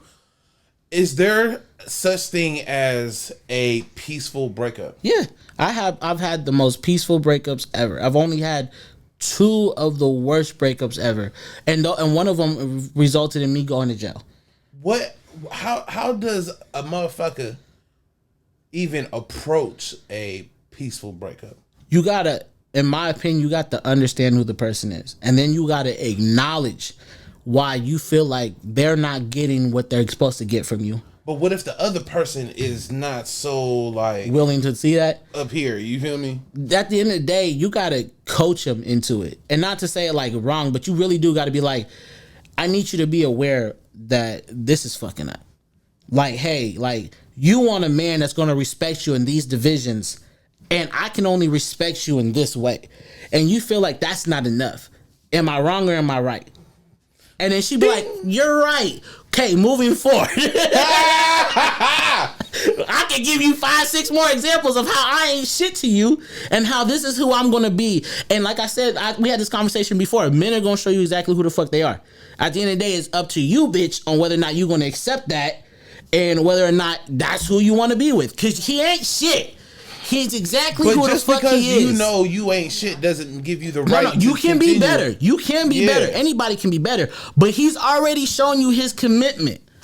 She's already showing you her commitment. Right. So if that's who she is, and that's who she's showing you that she's gonna give this much percentage to you, this is how she is, this is her traits. Hey, that is on you whether or not you decided to stay. Mm-hmm. Fuck the kids, nigga. There's child support. There's parental agreements. If you chose to be with the person who is fucking you over, causing you to have hell in your life, when you only got a certain number of years to live on this earth, nigga, you the idiot, not them. They showed you who the fuck they are. You chose to accept it. Don't cry to me, bitch. Cry to your mama. Because that's who the fuck you need to talk to. My nigga. That's how I feel. At the end of the day, you chose to be here. Why are you here? That literally, when we have arguments, me and my girl, we in a good place. But when in the beginning of time, when we was having arguments, why are you here? Why do you feel like it's worth to deal with my bullshit? Because as a nigga, I know I ain't shit. I know I work too much. I get angry when shit fucks up. I'm super anal about how I want my house to look. If you're not working, I expect you to do this. I expect it. And if you're not putting in that work, then I'm going to tell you why are you here, and we may need to have a conversation on why you need to get out. Because you're not doing the part that I'm taking care of. I'm taking care of the finances. You're not taking care of the other shit. And I ain't got a plate when I come home. There's a conversation. But if you working and I'm working, okay, I understand why there ain't no food on the table. Yeah, I'm not gonna I ain't even gonna expect that shit because you doing the part that we needed to do to take care of the house. Right. But it be niggas like that. You like, hey, bro, why are you here? If they treating you like shit, why you? Oh, because I love them. Bitch, you don't love her. That's called PTSD, Stockholm Syndrome. The fuck is you talking about? He abused the fuck out of you and you chose to stay here. That's like a nigga. That's like one of them dumbass niggas who be like, "Baby, I didn't mean to cheat on you," and da da da da. And then they turn around and say, "But why are you doing this to me?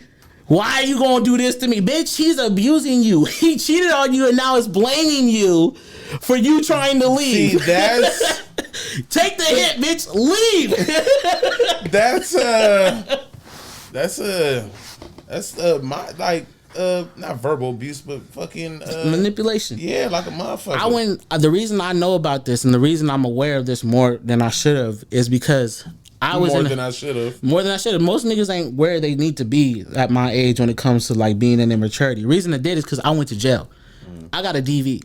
All right, I didn't really do much to the bitch. I didn't even hit the bitch. Let's just keep it a buck. It was just Vancouver police who called first. She did. Damn. That's how it happened. You know, and then when they heard the story, they're like, we chose on her. She got the signs, you don't. You know what I'm saying? It was one of those situations. So I had to, part of the Clark County situation, you got to do your time. You got to do your charge. Part of that, you got to do domestic violence counseling. It was during that time that I realized I was low-key controlling and manipulative because I would use my finances as a way to control the bitch.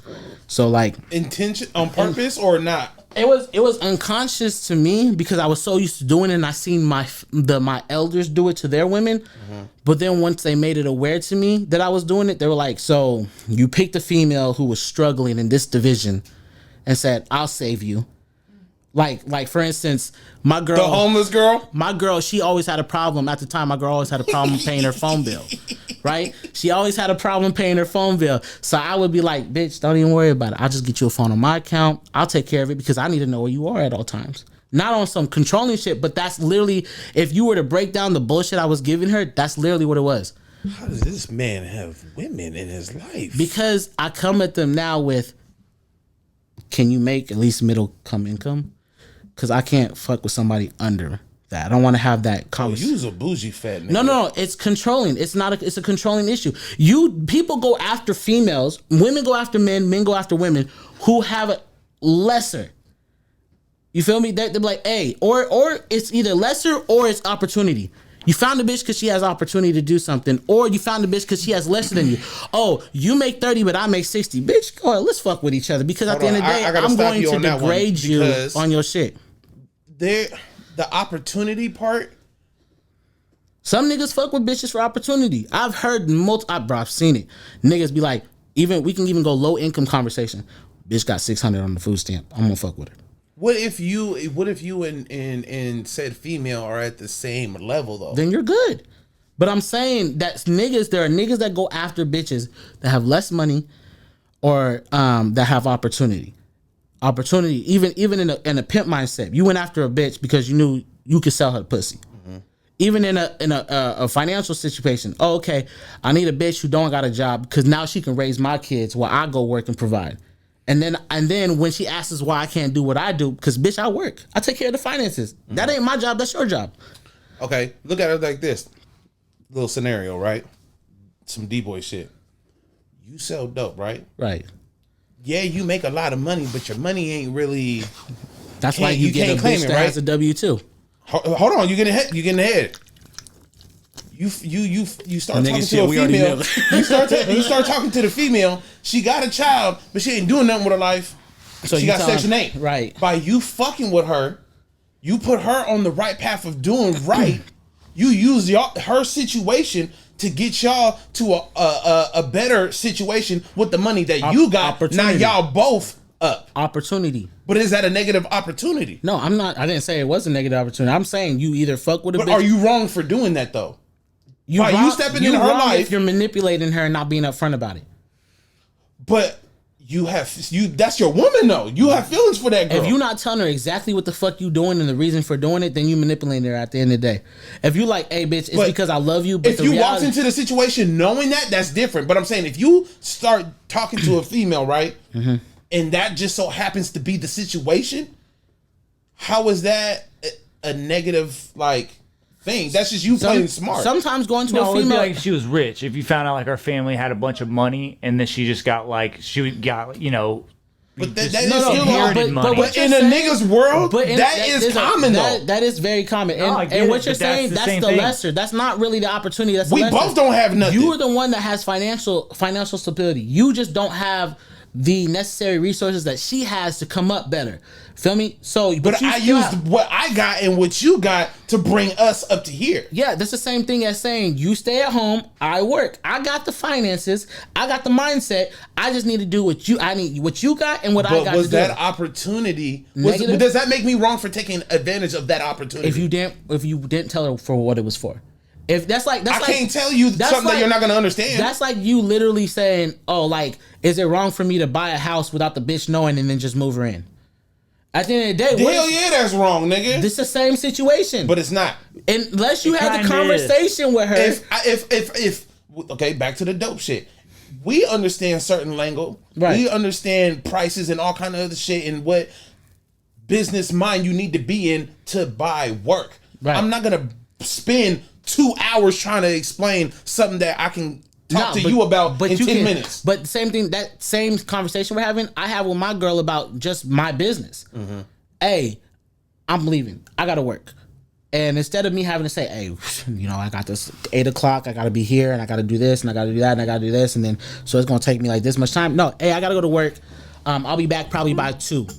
And she knows, at least the get down. She knows. It's not because I had to explain to her in the past, when I talk about my business, it's my business, don't ask questions. It was because she knows, okay, he's here for a reason, he's doing his shit for a reason, and this is what we got. Mm-hmm. And this is the relationship I chose to be in. So if he's upfront with me, hey, I gotta go to work, hey, I gotta go down the street to do woo-woo, she already knows not to ask questions because she already got enough information from what you do to say, I trust him. Go ahead. So, okay. Back to the situation. If the nigga said, "Hey, I got an ideal, I got a plan, I got a little to play," and he explains the play to her, nigga, he not wrong. But okay, if he did the play, let's explain it. Hey, look, I fuck with you, right? I like you, but this is what we need to do because of what you got and what I got. I need you to go to work and be a better woman and go get this job. And while you have your Section 8, I'm going to use the money that I make from selling dope to put us in a better house, and we just going to be living lovely. And if she says yes to it, you are not in the wrong. But if you was like, hey, nigga, you should go to work. Why? Because you a lazy ass bitch and you should just go to work. And you stacking up, and then you just show up one day and be like, bitch, we got like 20 bands for a deposit. We can go get a house. Nigga, you low, even though it was good, you're still wrong. You're wrong because you had an alternative motive. But it made her a better person, though. Doesn't matter. You're still wrong. That's what they said in domestic violence. That's what I was wrong for. Because I was low key putting the bitch on game, telling her class right there, telling her what the fuck telling her what the fuck to do, trying to give her a better situation. Even gave her the bitch the opportunity to drive cars, go to the modeling gig, do whatever she needed to do to better her life, while I was taking care of what I need to take care of. And yeah, it came with a couple stipulations like, bitch, I need to know where the fuck you at all times, or bitch, I need you home by a certain time. That's your program. That was my program. And if she chose to do it, if I told her up front and was like, this is who I am, this is how you need to act when you with me accordingly, and if you don't like that, then we don't even need to go past this line. Then the moment she started, yeah, hey, you signed your name on the line. So if I had that conversation up front with her, like, this is the type of nigga I am, it is not anywhere close to manipulation, domestic violence, control issues. You knew what the fuck happened. You knew who you dated. Bitch, it's basically the 50 Shades of Grey. Bitch, you knew the nigga said, I got sexual needs and crazy ass ideas.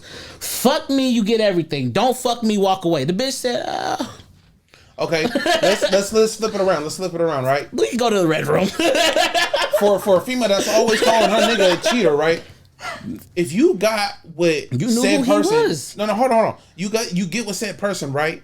And the lifestyle that he's living is on some, you feel me, some play shit. He got this bitch. You knew who he was. She's selling coochie, all the shit, right? You participate in the fuckery. Y'all stay together for X amount of time, and you think the date that you said I do, he was gonna cut it. Nigga. No, that's like I be telling my friends too. Like the bitches be calling me like, "Oh, yo, nigga ain't shit." Let me tell you something, bitch. You got what the nigga. Can you call him a cheater? You got what the shit what he's doing. No, technically, no, hold on. It's not being cheating. Married is technically cheating. It's cheating, but it's really not cheating. The reason it's not cheating to white America that doesn't understand that part of the game. No, it's cheating to her and cheating to white America because she expected the nigga to change. The reality is it's not really cheating because he told you I'm not gonna change. That's like a bitch being no, the nigga didn't tell you he wasn't gonna change because y'all never had the conversation. Then that's their fault. If the nigga says, bitch, you knew who I was from the jump, then you know it was your fault. He didn't even say that though. Because if he never changed his ways and you saw from the jump, this nigga's not gonna change, and you still stuck with him after he cheated supposedly on you, shawty, he didn't cheat. He showed you who the fuck he was. He never changed. And that's what I'm saying. Men don't change. That and that goes to this my craziest, most annoying thing in the world. Men don't know. Men mature for themselves. That's what it is. They mature for themselves. They take care of themselves. At the end of the day, you're going to take care of yourself. Women are providers. They take care of others. Men take care of themselves. I will change for the betterment of myself. If she's nagging all the fucking time and I'm like, bro, I still need her around, I will change for myself to get rid of the headache. Not because I love her, because nigga, it's not that. I love her. I love this nigga, bro. She's That's here. my nigga.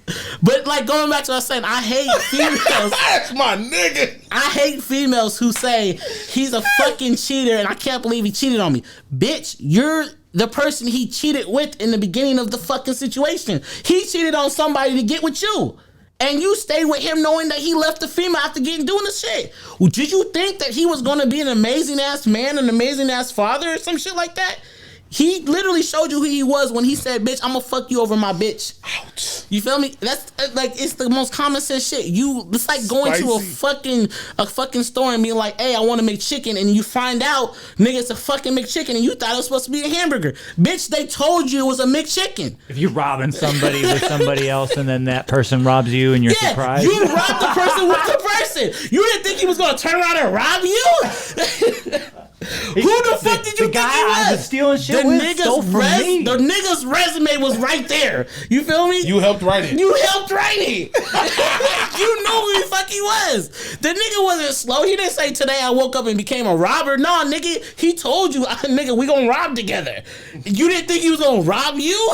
Like, come on, bro. Oh my That's God. basic relationship right there. If you don't fuck with the type of person, if you literally say, oh nigga, I want this much traits in my women and I want my man to be this, and this, and you go for the complete opposite, expect some fucking drama. Now, tell me about this. How do you feel about a open relationship? Like, we're committed to each other, but we do this.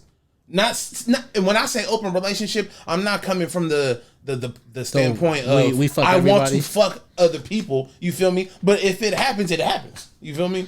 I have seen That kind of an open relationship.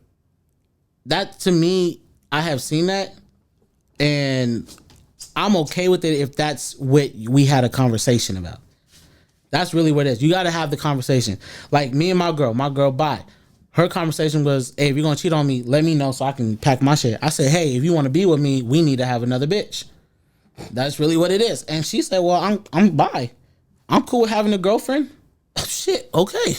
Let's go get a girlfriend. Right. You feel me? So it was one of those situations. But if you're like, hey, like even to the point, I know a nigga that I know a couple niggas actually that they with their bitch for the finances. Hey, together, me and you, we can build an empire. But I'm not really fucking with you on a sexual shit. Let me bounce and go do what I want to do and fuck other bitches, but know that I'm not gonna come back to the house with the shit. This is our house. This is our shit. We gonna raise kids or do what the fuck we gonna do. We gonna pay the bills. Me and your income combined can build an empire, build a business, but just know, like, at the end of the day, I'm out when it comes to sexual shit. My nigga. That's really what it is. My motherfucking nigga. You just gotta have that conversation. That's what I'm saying. Niggas don't like conversation. And niggas don't like conversation too. That's the problem. We don't like conversation. Hold on. Podcasting done changed the game for niggas. We done spoke more than 120 words a day. Now, I gotta speak from experience, you feel me? Back to the whole, you gotta understand who you dealing with. If you know you dealing with a said person, and this is not me taking shots, this has nothing to do with current situations or anything like that. I'm just speaking from experience.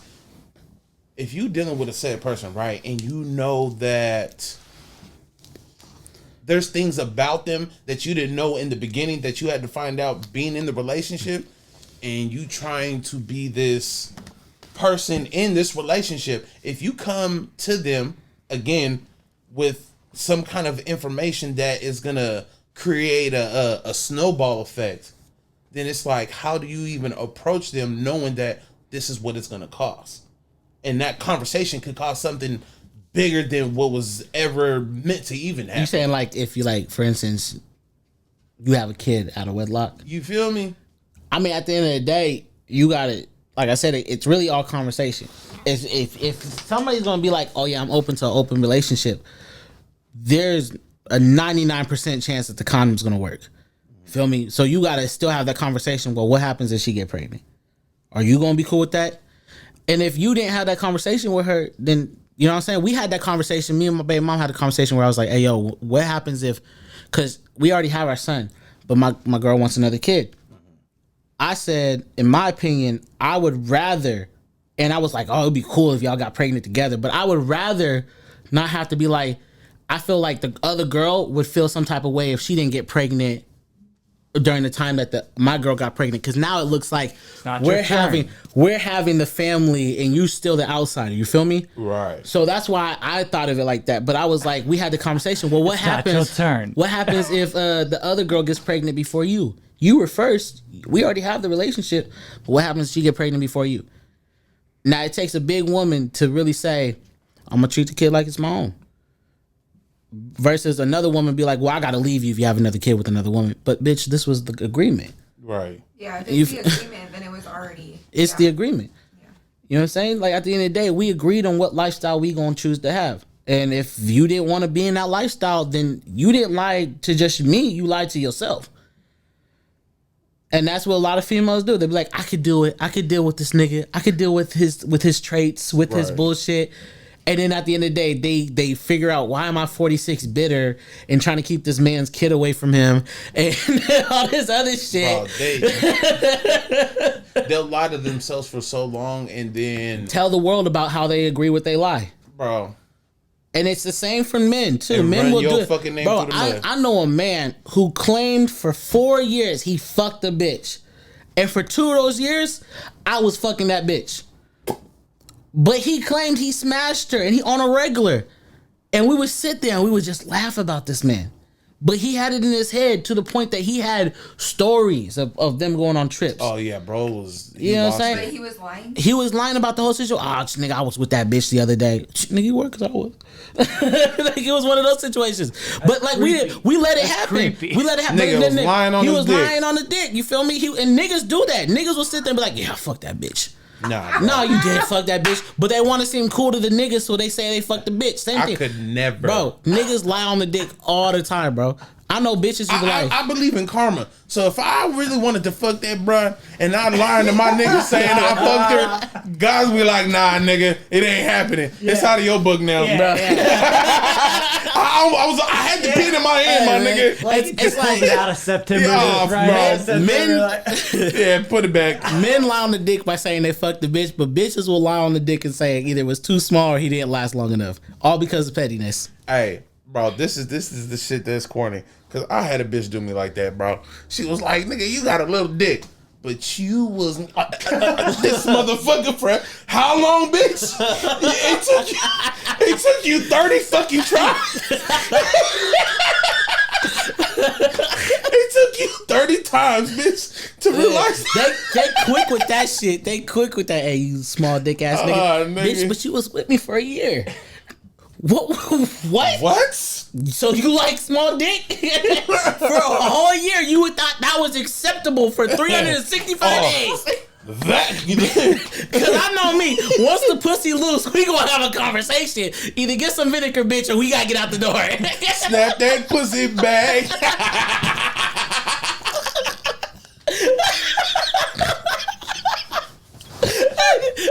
There's only a certain amount of niggas who know about the vinegar. Oh God.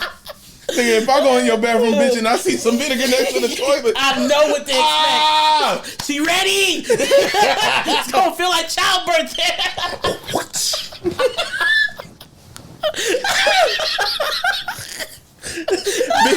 And if I come back in about a week and a half and have this bottle gone, Shit look like it this used is the to. last Hey, time. bro. bitch. Hey, yo, bitch, why your shit look like a loose tampon commercial? That shit just waving in the fucking wind, nigga. Oh, Hey, get God. some fucking vinegar, bitch. What we doing? This What are we doing here, nigga? I took a rhino for what? Why I bust this blue chew on this pussy, bitch? You fucked me up. I ain't fucking with it, bro. I can't do it. That's one of the reasons why I don't fuck around with powder, nigga. Like, outside of the health reasons, bro, anything that's fucking with my dick, I ain't fucking with it. Bro. Nigga, I fuck with the blue. I used to fuck with the rhinos tough, and then when I was fucking with the powder, I used to mix the Viagra with the shit. Oh, you tripping. Yeah, What the fuck kind of pharmacy school you done went to, nigga? Hey, I graduated from Tinkerbell Bitch Academy. That's who taught me that shit. Bro, I don't even want to talk about it no more. That says enough. I'm done. Shout out to Tink, bro. What's on the podcast topics? Drunk scooters, homeless fights. We did that. Birds versus spin. What's your favorite scooter? He said, "Fuck Dick, I ain't talking about this nigga." Nah, hey, bro. Hey, you remember when this nigga was at Cha Cha Cha and him and T were fighting over nigga re-rock? Bruh, nigga, nigga. Oh God, nigga, you not gonna disrespect my motherfucking thug life, nigga. This nigga. I put this on my mama. Bro, my mama's a recovering crack On addict. my mama's life. My mama's a recovering crack addict at 17 years, nigga. 18 years. No, my brother just turned 20. So like, 18, 19 years. Nigga, I was damn near ready to call my mama. Nigga, Ma, can you do this with crack, nigga? He said, nah, nigga, it's basically, what he said? He said it's basically re-rocking, but instead you just don't add the last ingredient, the baking soda. This nigga said, that's crack! That no, it was free. He was trying to argue me down about freebasing, and it was like, bro, I feel so less of a person even arguing with your ass. That's my nigga. I love Cuz to death. But he really tried to come at me with some scientific ass bullshit about how to re-rock crack, but he wasn't trying to call it re-rocking. He was talking about cleaning it. Oh, this is how I clean my coke. He cleaned his coke by basically doing the process of re-rock, but he don't add the baking soda, which hardens the shit into a rock. He said he just re-rocks it without putting baking soda in it. So it's still powder, but it's clean as fuck.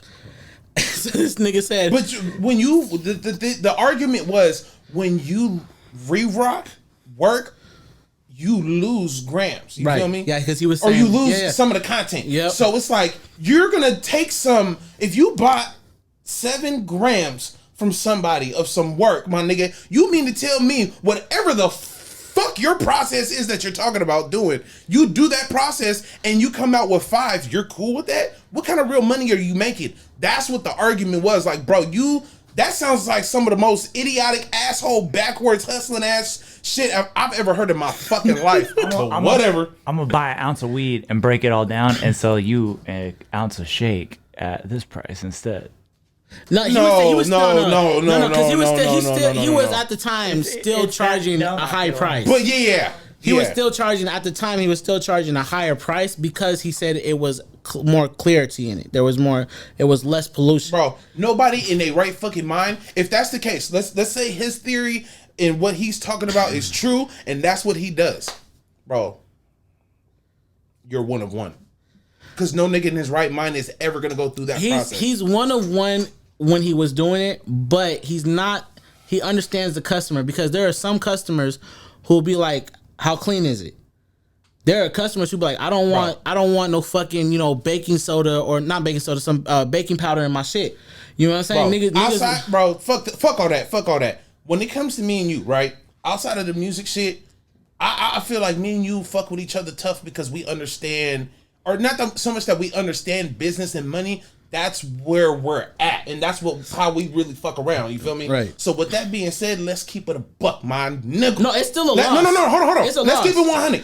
If we had a chance to buy a large amount of what this bullshit work this nigga's talking about, and he's able to produce, don't you think that niggas would be on a level of what's the nigga from Breaking Bad, Mr. White? Yeah. Nigga, we would have had Portland sold the fuck up around this motherfucker, nigga. Come on, bro. If niggas really had the chance to get their hand on some clean coke the way this nigga was talking about, bro, I think you don't think niggas would have hopped on that? Nah, because us, yes. Other niggas, not trying to say him, bro. I can name the hustle wouldn't be there. The hustle is, nigga, I just made it to get by. That goes for niggas. I want to take this fucking. Y'all got me hot. Fuck this, nigga. How long we been casting? Like 2 hours. 2. Oh, bro, let's cut this shit off, bro. That shit just pissed me off. You don't think so? You don't think niggas do that? Niggas don't literally get a job just to get by. They don't really. I know niggas that will literally buy a pound a day off of weed. Right? They'll buy a pound a day, and then all they got to do is just flip the pound. They'll just bulk sell it. That's different. That's but different, it's to get bro. by. You don't think the niggas? I have never in my fucking life. But listen, I said a pound a day. They didn't re-up and get 2 pounds. No. They didn't re-up and get 4 or 5. That's just they're making business. They're middlemen. They're just doing the middleman business. But they have the money off of the bulk sell to do the shit what they need to do. And I hate that we're even. Never mind, bro. Change the subject, bro. Because this shit that I really want to say. That's Bird like, bro. Spin. Yeah, nigga. Bird versus motherfucking Spin. I'm a lime nigga, anyways. I fuck with birds, bro. the bird scooter cut. Oh, God. Oh, shit. Are we still putting out this episode? Because I know I said that about an hour and a half. We wasn't putting this motherfucker out. Oh, my God. The quality's there, so. The quality's there? At least he thinks so. Is there anything we got to tell these people before we get out this motherfucking fat ass shit? I'm dropping my music video with Prices to Rock tomorrow. So probably it's already going to be out by the time you drop this. So yeah, go watch my video with Prices to Rock called Nasty. That's it. Yeah. Follow me, IG94 Prince. I need 5 more thousand to hit the 10. Why do you want more followers? What's that gonna do? if I hit 10K, I can be an ambassador very easily. Like there's actually like certain posts. Like there's a company that like you're gonna be like, man, it was so hard losing weight, but then I found this tummy tuck tea. Look at the vines, nigga. They're doing Ever it. since then, my game has been on 100. Nah, you don't have to do that shit. Like if you look at TikTok videos, right? Some niggas get paid to do dances with Versace to other. No, not even other people's shit.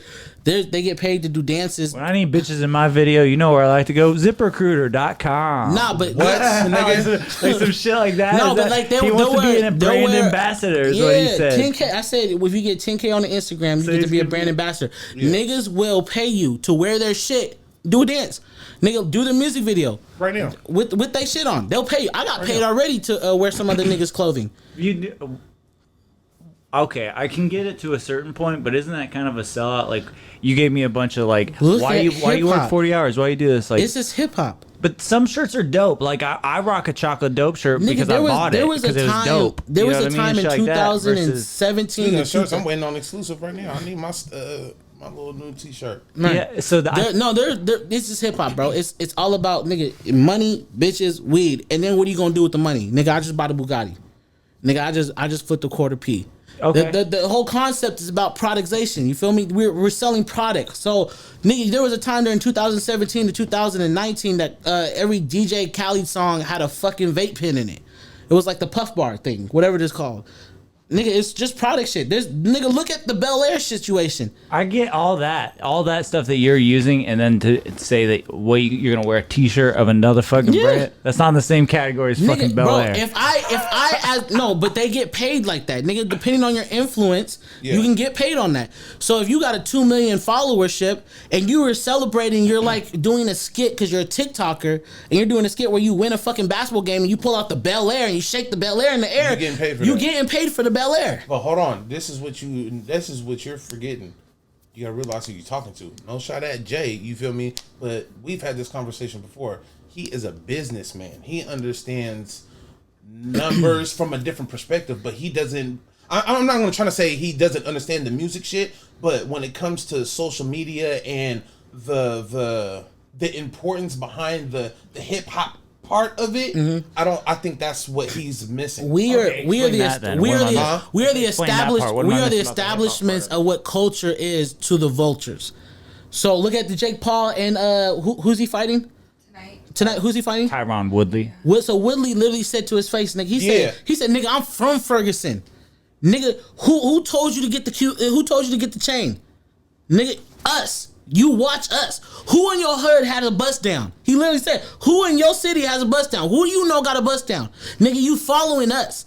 Why? Because we wear that shit. That's us. That's my culture. You're just you're and had that nigga on stuck. Yeah, that nigga couldn't say shit. And that's really what it is, nigga. If he was like, nigga, when he was talking about the Cuban links, he was like, who told you to do that? Nipsey. Yeah.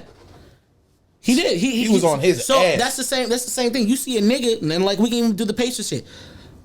Nigga, as much as people say, oh, I wear it because of the fucking basketball team, I'm a big fan, so I wear the shit. I wear basketball logos. It wasn't until niggas was pushing that shit in the hip-hop videos where every nigga had a fucking jersey that niggas was actually going out there buying jerseys. You can even look at the Jerry Rice situation. Jerry Rice, one of the most craziest fucking football players we had here. How was that nigga acting on the field, though, that made niggas go, we love this man? You feel me? Same thing with Marshawn Lynch. Marshawn Lynch, most Bay Area nigga in the world, represented the Bay in every fucking way. The way that he did it made niggas want to be in the Bay. Hey, the other day I went to go see the new Candyman movie, right? Don't tell me about it. Bro, no, it's not that. It was a quote that they were saying from in there. They love. This dude said they love what we make, but not us. Yeah, that's fact. When he said that, I was like, ding. But we as black people accept it and we create the content. There was a time. We'll keep on dancing. Yeah, for real. TikTok literally almost lost their whole fucking business this year because black people made a protest. They did the protest shit. Nigga, they didn't want to dance. They didn't want to do their spill no more because they weren't getting money from the content. So they stopped. Nigga, that when they stopped, there were white people trying to figure out how to do hacky sack on TikTok. That was their videos. Because they couldn't do the shit. They couldn't do the dance. You feel me? There was nobody creating the dances. Nigga, they almost lost their whole company because of this. Yeesh. You feel me? So at the end, same thing like even OnlyFans. Look at the OnlyFans situation. Wait, bro, we can watch porn now on OnlyFans. We won. We won, niggas. You feel me, nigga? We ain't lost. We won. So, but why? Because the content was there. Somebody is paying for that content. So me, if I get a certain amount of subscribers and I walk around and be like, nigga, you see my MacBook and you see me DJing with my MacBook, you're thinking in your head, damn, I want to be like Prince. I need to go get a MacBook. That was an easy $2,500 for a company just for a nigga to be like you. Yeah. They see it. So that's why you think all these niggas wearing Ethika pants? Social media, when it comes to think about the cancel culture. Why is it so important, or why do people push to cancel somebody? Real quick, with their bread. Sorry, I didn't hear you. I was just gonna say Prince had me. He had me until the MacBook part, because I feel like that to a degree you don't get paid back for that. I could see where like you. But if you're a brand ambassador, you do. You do. So you want to be a brand ambassador for like big national companies. It don't matter the national companies. You can even be a small small one. You just but I'm saying the biggest you company can, ever. But the beginning, and now you're going back to smaller companies. But like, the beginning of the conversation was I'm money aware to do of that. clothes. You can get bigger, but you can get bigger. Hear me out. My question is, are you rocking clothes that are like cool clothes that you like? No, I'm rocking the money. The money. No, I'm not saying rocking the money. I'm saying you're rocking a shirt that says like whatever website or whatever, because Nigga, you can start off like that, but with the money gets bigger, so do you. That's what I'm saying. At the end of the day, you could be rocking Hanes, right? And you rocking the whole Hanes in your music video. Guess what? Ethika says you popping, nigga. Wear Ethikas. We'll give you a check, nigga.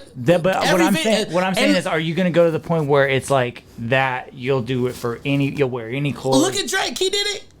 I didn't say Drake would. I'm asking 94 Prince if he would. Yes, I said I do it for the money, nigga. You think Drake really fucks with iPhones? Nigga, he fuck with it because he got the money. You think that Jay-Z really fuck with Samsung? Nah, nigga, the deal was have the Samsung and buy fucking all the copies of my fucking album. Nigga, 100 copies of my album. I'm gonna fuck with Samsung. I think that's a reach because you got an iPhone, don't you? I got an iPhone Mac, because... you got an iPhone, but the thing is... I got an iPhone. Ask me why I get the iPhone. Why'd you get the iPhone? Hold on. I bet you they probably got both of them and probably got 4 of each of them. But why did they only promote? They only promoted Samsung. That's the same thing with niggas. We only gonna promote Ciroc. Why? Because we're probably getting paid by Ciroc. You think of Ciroc, you think of nightclubs and hip hop. You think of Bel Air, you think of niggas. You feel me? You don't even see a white man with a Bel Air bottle. No. Big D did last night. And Big D fucks with the culture though. Some of that shit though. Big old white boy with his blue bottle of Bel Air. You're not tight, but you tight, my nigga. Right? I see what you're doing. You're right, but barbershop ass nigga.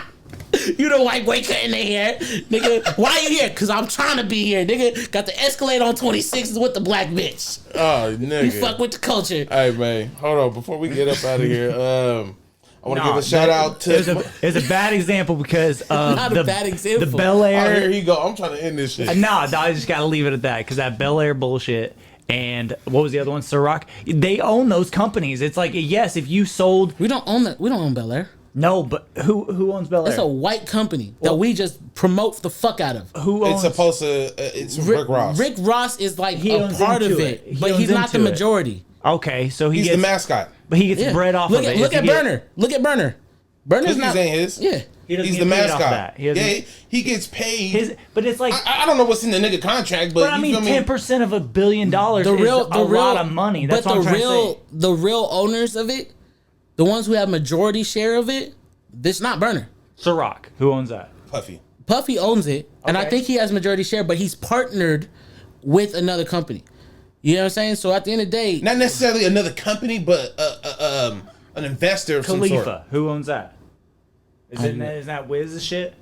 Like Khalifa Papers and shit. He's got his own shit. Oh, I thought you was talking about the dispensary. No. Bro, hella people think that. I hate that. Like, bro, just because it says Khalifa doesn't mean this is Wiz Khalifa. No. That's not but he worked with something. But what I'm trying to say is that when you promote stuff and you get it back to your ultimate shit is where I get it. But if you just go out and you would wear anybody's shirt, then it's like, what if you wore somebody's shirt and they paid you $1,000 and then you found out it was like, oh, they're giving money to the Proud Boys or giving money to these that's groups your that I fault don't for doing that. But you did it. That's your fault for doing it. So it'd be your fault for taking their money. And you gotta take responsibility for it. Just like every fucking concert that had to prepay the nigga, the baby, and didn't get their fucking deposit back. Okay, so if they gave you That's money their fault. and you found out they were bad, what do you do with that money? Nigga, nigga, I'm keeping it. See, isn't that shady though? That's shady because nigga, that company was fucked up and they got the money from doing fucked up shit, and then they gave it to you. Tripping. And then you're like, no, are you saying continuous money? Or are you saying the money you already got? I'm just saying, hypothetically speaking, say you got continuous or one-time payment. Yeah. Ooh, say continuous. Say then you then you're fucked up for that. Yeah, you're fucked up. Yeah. Right. But if you already got paid and then you found out, these niggas is doing some shit. It's one thing to do, like, I'm not saying not to do the promotion, just don't sell your soul on the internet. Do you eat at Papa John's? Do you eat at Papa John's? Oh, not after the situation. Oh, yeah, I was saying. But since then, are you? No. But if you did, I found out you can get those pepperoncinis at the store. So but was it your fault though that he said it? The only reason I liked it. Was it your fault he said it? I'm out. And the same thing with the Golden State Warriors. My fault? No, hell no, it's not. It's not your fault. So nigga, you bought their product. And you probably promoted their product, took a picture and said, "Oh, nigga, Papa John's tonight." Nigga, you feel me? Chilling with the bitches with the Papa John's. You see, you promoted the shit with these bitches. Yeah. Every nigga that got the fucking you probably the posted Burberry that shit. Nigga, bro, there are niggas who didn't know who the fuck the owner of the Golden State Warriors was. Found out that it was David Stern and was like, "Oh, that's a racist ass nigga," but still bought the merch. You still paid the nigga. Nigga, I got a golden. You feel me? You feel me? Warriors had in there. Niggas is in music videos. In the music videos, they're saying, "Hey, nigga, we got Gucci, Burberry, wearing all this motherfucking designer shit." They don't like niggas. There ain't no one nigga. I mean, I seen some niggas selling the shit out the Burberry store, but ain't no one nigga that owns the shit. Bro, you think they're getting paid by Maybach and all those vehicles and shit? You think that they're getting kickbacks? Yes. No, they gotta pay to get their. They got paid for any promotion. Video that puts any artist that has a designer vehicle, like a luxury. It depends on the vehicle, and it also depends on the artist. Well, some places and people don't need to. But like Gucci ain't paying nobody for shit. For what? They don't need to. They're Gucci. And to be honest, if that's what I mean though. That's free promotion. No, but they here's don't the pay thing. for that because enough people wear it. Enough people rock it. They don't need to pay. But if niggas got on the same boat and stopped wearing their shit, then they would force Gucci to be like, "Hey, no. Well, shouldn't that be the place? Gucci fuck with niggas. The luxury Gucci brand, does, and then all you Dan buy Dapper works for Gucci. I don't know if y'all know that, but Dan does work for Gucci. I would just say Gucci as an example. Okay, because I was gonna say Gucci do fuck with niggas, and they hired one of the best black it could be niggas in the Louis world. Vuitton, it could be Dior. It don't matter who it is. But sometimes, look at Pop Smoke got a Dior deal. You know what I'm saying? Yeah. Nigga, Travis Scott, he got a shit going on with some other company. Shouldn't you start your own? Shouldn't that be the play then? Yeah, you should. That always be the play. That should always, and people do that as merch. They don't really do that as selling. Like Chris Brown used to sell Black Pyramid as merch. Now he has his own store. See, not merch. I mean more like one. No, one I'm saying person. you should make the business, but niggas who are rappers do it as merch. There's not faster way to get a bag. Yeah, you're telling me $10 million contract, $2 million contract for a collab, and all you want me to do is say I fuck with your clothing. All right now. For the 2 bags? Sign me the fuck up. Yeah. And I as just long have to as be you ain't no weird ass white boy. And it's a 2-year, 4-year contract. Go ahead. Pass. Oh yeah, we Gucci. Yeah. Niggas do that all the time, bro. Oh, you want me to say that I'll fuck with your Canon laptop, your Canon camera. Nigga, all right, cool. Click. But let me find out if you and you giving me 40 bands for the picture. Front. You done paid me up front 50 bands. 50 bands. And then all of a sudden, 2 weeks after that 50 bands didn't drop, or you didn't gave me, and we supposed to be doing what we need to do at the end of the month, and some weird ass story came out about you touching children and all kind of other shit. Hey, you know what? I'm keeping that 50 bands. There ain't shit you can do about it, and I'm not fucking with you. And most of the contracts, even sports contracts, there are legalities in the contract that say if something fuck off, hey nigga, we can cut ties. We ain't even contracted. There's contracts where the NBA players and NFL players were guaranteed 40 million 7-year deal. You went and fucked the bitch and killed the bitch, and now what happens? Aaron Hernandez, how long did that nigga while in prison and after prison had to fight for the money for his kid to have something growing up? That nigga ended up committing suicide because the clause said if he kills if he was convicted of that, he would have lost that money. He killed himself for his daughter. But you know that they still didn't get that money. They still didn't get the money. Yeah, no, it's still fucked up. But they always have a lawsuit of just cause. Yeah. Nigga, the law said this. The contract said this. You fucked up. Now we can fight you, and yeah, they're gonna go to the ends of earth to fight it, where it's not gonna be no more money left. But yeah, you nigga, you gonna get it. Probably not. It's the 50 cent. It's the 50 cent shit. Nigga did Rick Ross's girl. Remember he released a sex tape of Rick Ross's girl, and then she took him to court, and he said, "All right, bankruptcy 13, chapter 13, bitch. I'll eventually pay you, but just not right now." That's a nigga for you, bro. Hey man, this isn't your typical podcast. For the people watching and for the people listening, I thank you for tapping in, fucking with us. You feel me the long way. It's the ignorant crew. You feel me? Jason, Mr. Get the Check.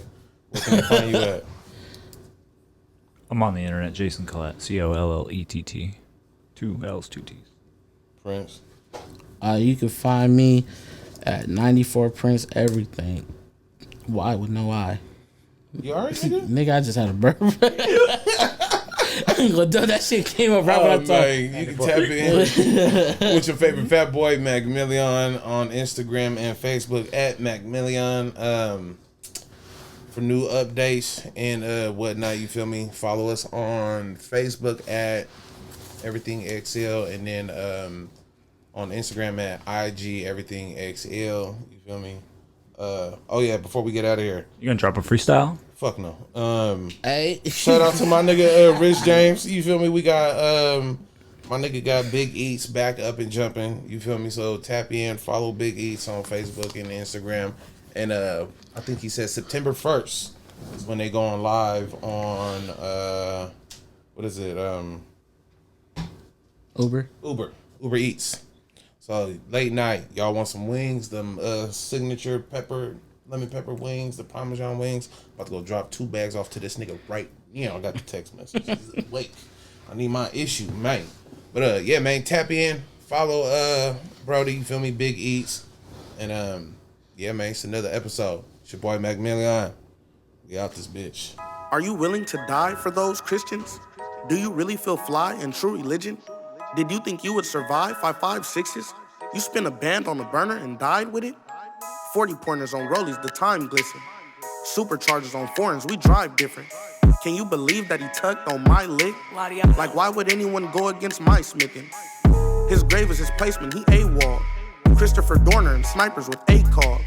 If you can't see I'm a joint, then you're Ray Charles. These niggas Braxtons, he's acting like Tamar. Run up on me and see what I'm made of. You're better off stealing a bait car. I'm blowing up, I've been...